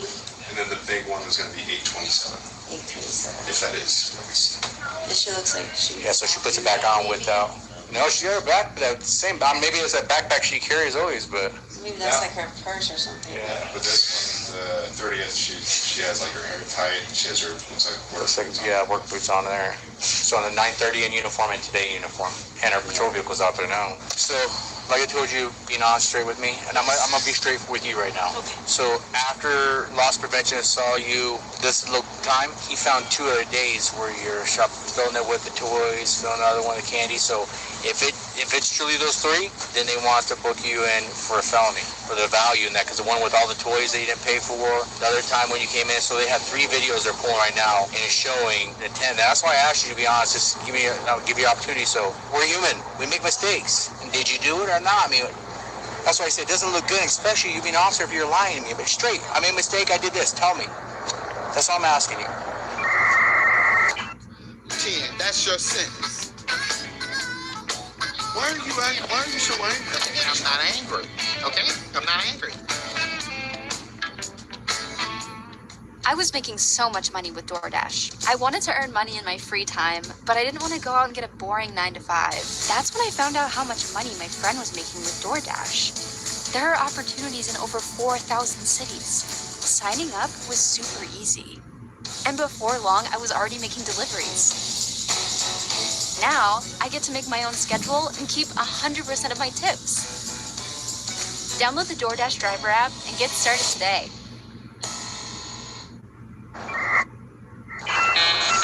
So is that something you commonly do and just... I wasn't trying to take anything today. Today? No. But you have in the past? Yes. Okay, that's it. That's all I'm asking. Be honest with me. Because that's the worst thing is when I see those videos and then you're telling me today. You know what I mean? So in the past you did, but today was truly an accident. Yes. Okay. Yes. Fair enough. I appreciate that, okay? And that's what I'm trying to work with you. I just don't on handcuffs. I'm not doing that. I would expect you to do the same to me if you dealt with me, okay? Yes. So just hang tight. And that's why I'm going to keep you posted as we go. I told you at the beginning to be straight with me, honest, and obviously you haven't. Because when I went in there, they showed me 2 other videos. And I said, so if there is 3, we're booking you for a felony. And she's like, today wasn't intentional. I said, so are you telling me you never stole here? She's like, I have stole here. And it'll give Miles some time to give us the evidence, but he told me within an hour. He told me, I gave my number. I said, so you have an answer within an hour? He said, within an hour. And just to tell you, she asked what was going on after you were here. And I said, after reviewing that video, I realized you lied to me. I said, have you stole here? She said, yeah, I have stole here. Yeah. But today wasn't intentional. So we're going to discuss it with our boss, go back to see if we're going to do the long form. It'll be nice to do a long form so she can come in tomorrow in case you're on leave or something, pending investigation. We'll let you know here in about 20 minutes or so. All right, thank you, ma'am. Appreciate it, Captain. Hey, Melissa, what were you thinking? I mean, I don't understand. Why would you put your career on line for something foolish like this? You know what I mean? It's not worth it. Even if you say today wasn't intentional, they've already got 3 other videos. Why would you do? I just understand.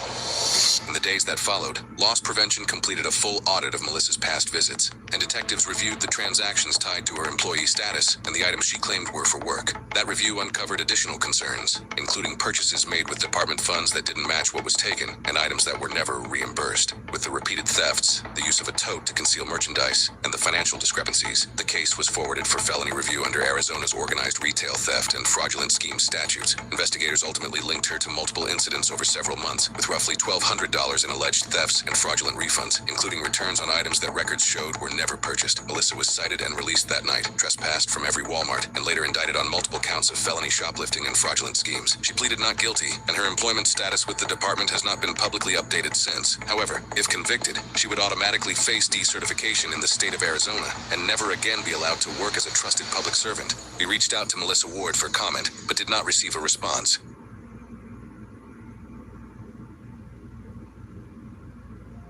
When you're going out to kill somebody, if you're seen by a single other person on the trail, then that's that day's screwed.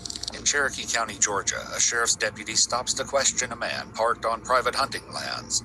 At worst, the man is guilty of trespassing, or so the deputy thinks as he approaches. Good, yourself, sir? What you doing out here? Well, you're the fourth person to come along. Am I? And asked me that. I guess they called you, didn't they? Yes, they did. I just wanted to place a camp because I'm on my way to Canada. I'm leaving. As a matter of fact, I'm getting my maps together. I got to buy some maps. That's why I just came out to place those resetting property. They're very strict about it. I see that. But behind this man's friendly demeanor is a calculating predator hiding bloody secrets and a lengthening trail of bodies. Life has been sweet. We got to document it. Look, I'm taking a picture of what I need. Come for immortality, right?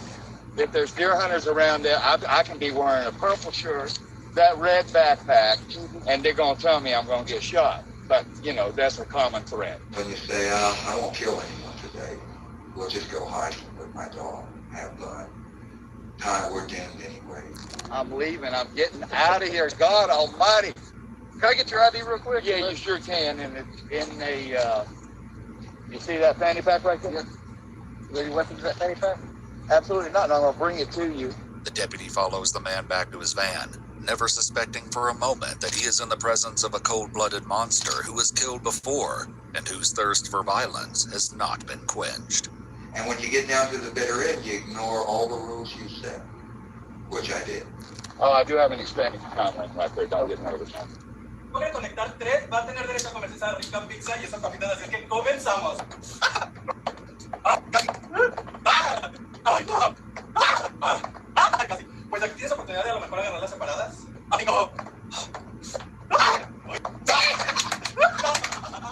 Pues ahora me va a tocar comer la pizza. ¡Ay, no! Ni modo. Familia, no se olviden de descargar TikTok para que jueguen con sus parejas, se diviertan a ver quién conecta con estas pelotitas. Nos vemos. Bye.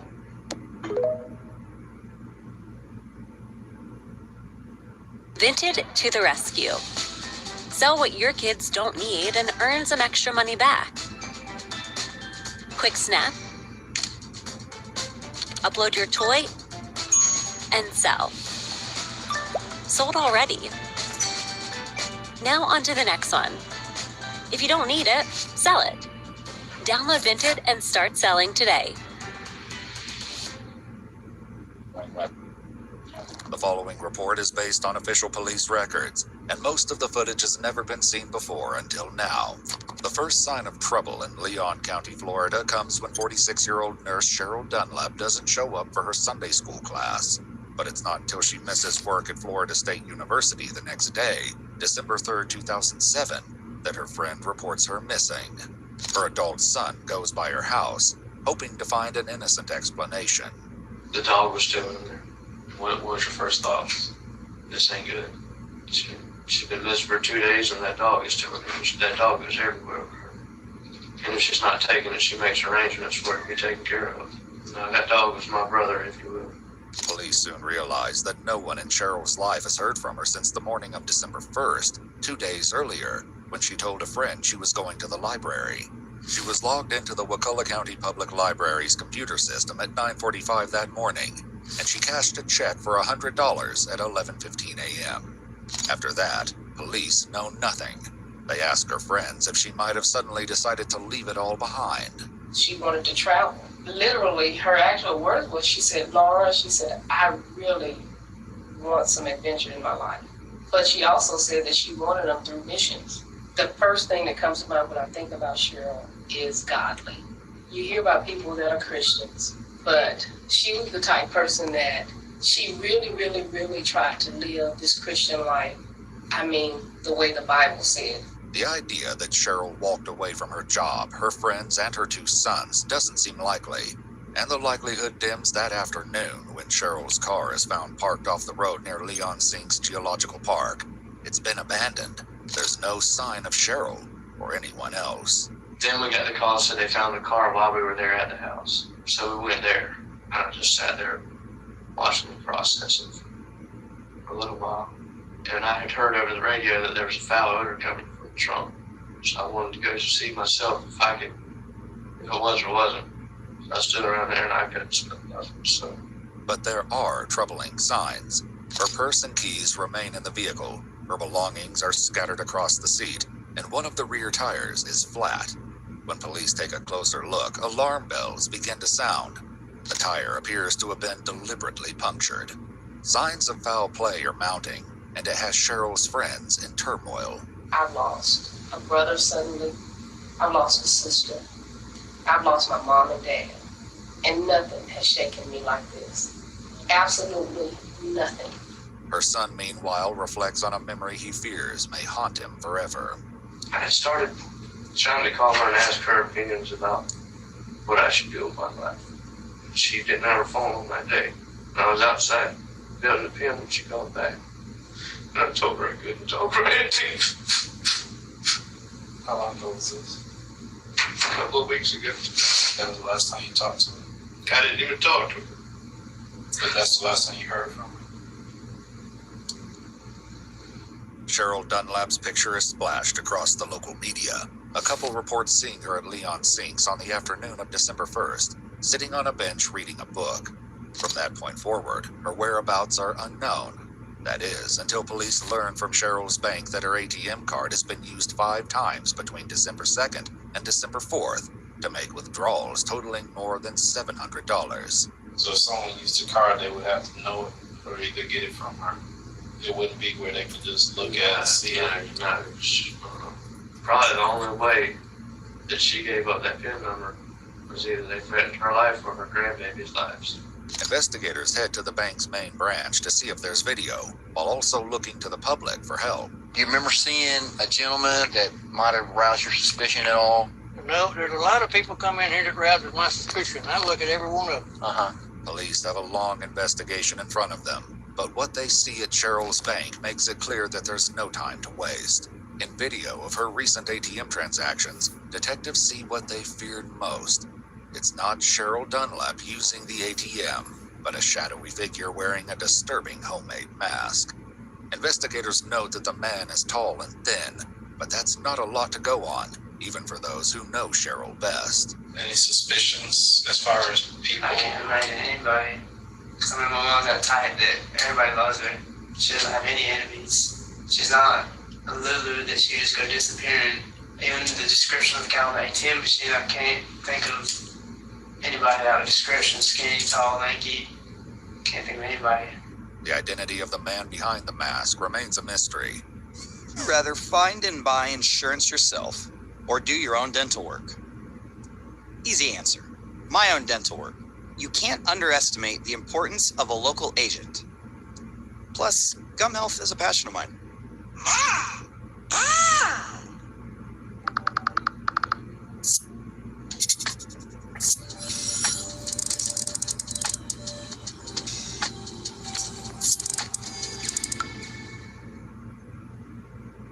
mystery.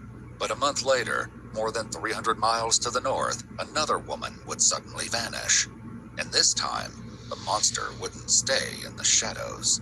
On January 1st, 2008, a 24-year-old Georgia woman named Meredith Emerson leaves a note for her roommate before heading off on a hike with her black lab, Ella. When she still hasn't returned by the next morning, her roommate files a report with the Union County Sheriff's Office. Meredith's boyfriend goes looking for her car, which he finds in one of the parking lots at Blood Mountain, one of Meredith's favorite hiking spots. He leaves a note on her car, and with the eventual help of friends and police, begins searching the trails and the surrounding wilderness. Soon, news of her disappearance is statewide, as an investigator with the Dawson County Public Defender's Office told EWU. It hit the papers here because where she went missing is not far from here. So the county was put on full alert. I mean, we were aware of the case probably as soon as she was declared missing. But despite the intense search effort, there's no sign of Meredith. Investigators talked to several people who saw Meredith on the mountain on New Year's Day, and it turns out they noticed something else as well. An older man lurking nearby. One witness says he even came across a suspicious scene a few minutes after seeing the two. A disturbed portion of the hiking trail, as if there had been a struggle. Left behind on the ground were several items, including water bottles, a dog leash, and most ominously of all, an expendable police baton. Witnesses described the man they saw with Meredith, a 60-year-old white male, around 5 foot 10 inches, 160 pounds. And they mention another fact as well. He had a large reddish dog with him. Police share these details with the local media, and the tips start rolling in. Could this man be responsible for Meredith's disappearance? Could he even be the same sinister figure seen taking money out of Cheryl Dunlap's bank account a month earlier? The cases are eerily similar. Two women, alone by themselves on national forest land, and now both of them missing. In Leon County, Florida, the tips in Cheryl's case are beginning to take on a familiar shape. Ran into this man and his white van, and his dog started barking at us. A big dog, kind of reddish, brownish hair, long hair, I guess. Again and again, witnesses come forward to describe a very specific man they saw in the area, and most of them agree that it was late November 2007, only days before Cheryl Dunlap went missing. And we saw an old man, skinny.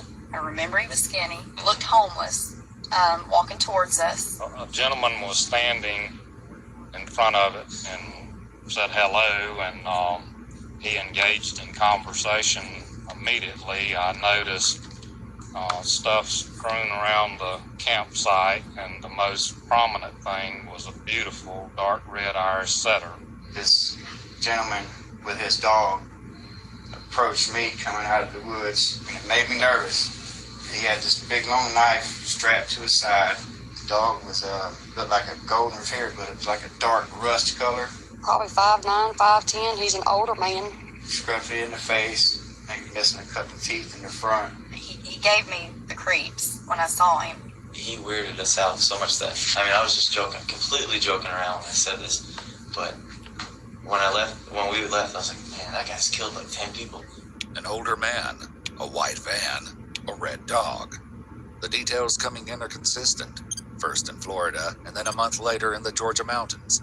But it's not until a businessman named John Tabor hears the news that police are finally able to put a name to this phantom. Tabor calls the Georgia Bureau of Investigation's tip line and says the man they're looking for used to work for him selling house siding, right up until the day he demanded money and threatened to kill him. The man drives a white Chevrolet Astro van, and he has a red golden retriever he calls a Dandy. His name, Tabor tells them, is Gary Michael Hilton.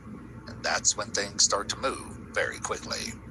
Armed with this new information, the GBI finds Hilton's driver's license records in the system, and they send out an updated Be on the Lookout report to law enforcement and the general public that includes his name and photograph. Hilton is labeled a person of interest in Meredith Emerson's disappearance, and investigators hope to find him before it's too late. Unfortunately, in the Florida case of Cheryl Dunlap, hope has already run out. I drove up in there to where I like to walk the dogs in, and I seen some buzzards fly up just right beside the road. On December 15th, 2007, 14 days after Cheryl Dunlap was last seen, a hunter comes upon a tragic discovery in the forest. I told my son to stay in the truck to, let me see what the buzzard was doing. And I walked out there and it appeared to be a human body. At first, all I could see was just maybe the torso. I didn't see a head. All I could see was from maybe neck to waist. Okay. And I thought it was a deer to start with. And when I looked at it, I seen the leg and the foot sticking out, and I knew what it was then. The body is nude and is already significantly decomposed. It is found deep in the forest off the main roads. It appeared to have been somebody tried to cover it up. Police find the body covered in tree limbs and palmetto fronds from the surrounding woods, but that's not enough to hide the damage that has been done to this woman. Her hands have been removed. Her nipples have been cut off. She's been decapitated and left out here to rot. Because of the advanced decomposition in the missing head, the medical examiner could only label the cause of death as undetermined homicidal violence. 4 days later, the Leon County Sheriff's Office holds a press conference to announce the grim news the community had feared. The body in the woods belongs to Cheryl Dunlap. Authorities in Georgia are desperate to catch up to Gary Hilton before the same fate befalls Meredith Emerson. On January 4th, 3 days since her disappearance, there's a development. A black lab is spotted walking into a Kroger supermarket in Cumming, Georgia. It's chipped, and before the day is through, they've identified it as Ella, Meredith's dog. When Meredith's father speaks to the press, he says, "We're happy that Ella has been found, but Meredith is still out there." Later that day, a woman reports that Gary Hilton called her wanting money. The return number comes from a payphone, and police quickly track it to a Quick Trip in Cumming, just across the street from where Ella was found. They process the payphone for evidence, but it's what they find in the nearby dumpster that gives them a shock. A woman's purse, bloody clothing, and a wallet with identification cards inside. The driver's license and student ID cards belong to Meredith Emerson. If the hunt for Gary Hilton could ever become more intense, it just did. And that night, police get the 911 calls they've been hoping for. Be like, whoa, whoa, whoa. Everywhere I go, heads turning, looking at me like, whoa. Wow. Beneath its glassy surface, a world of gliding monsters.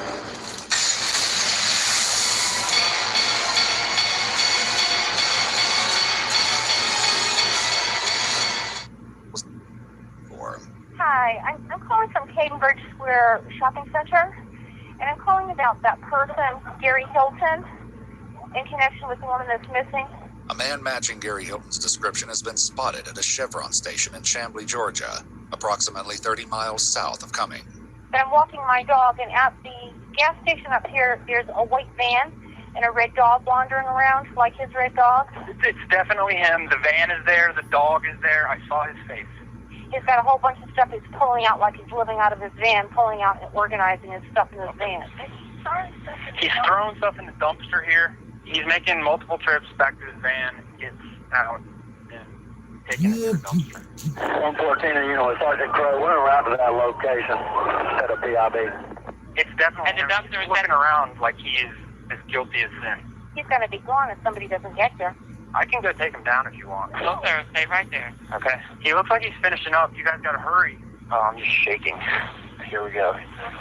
Here comes the cops. Yes. Yes. Police are there? Yes. Yes. They got him. Hilton goes flat on the ground immediately and is taken into custody. The police also secure his van and his now famous red dog, Dandy. But while the arrest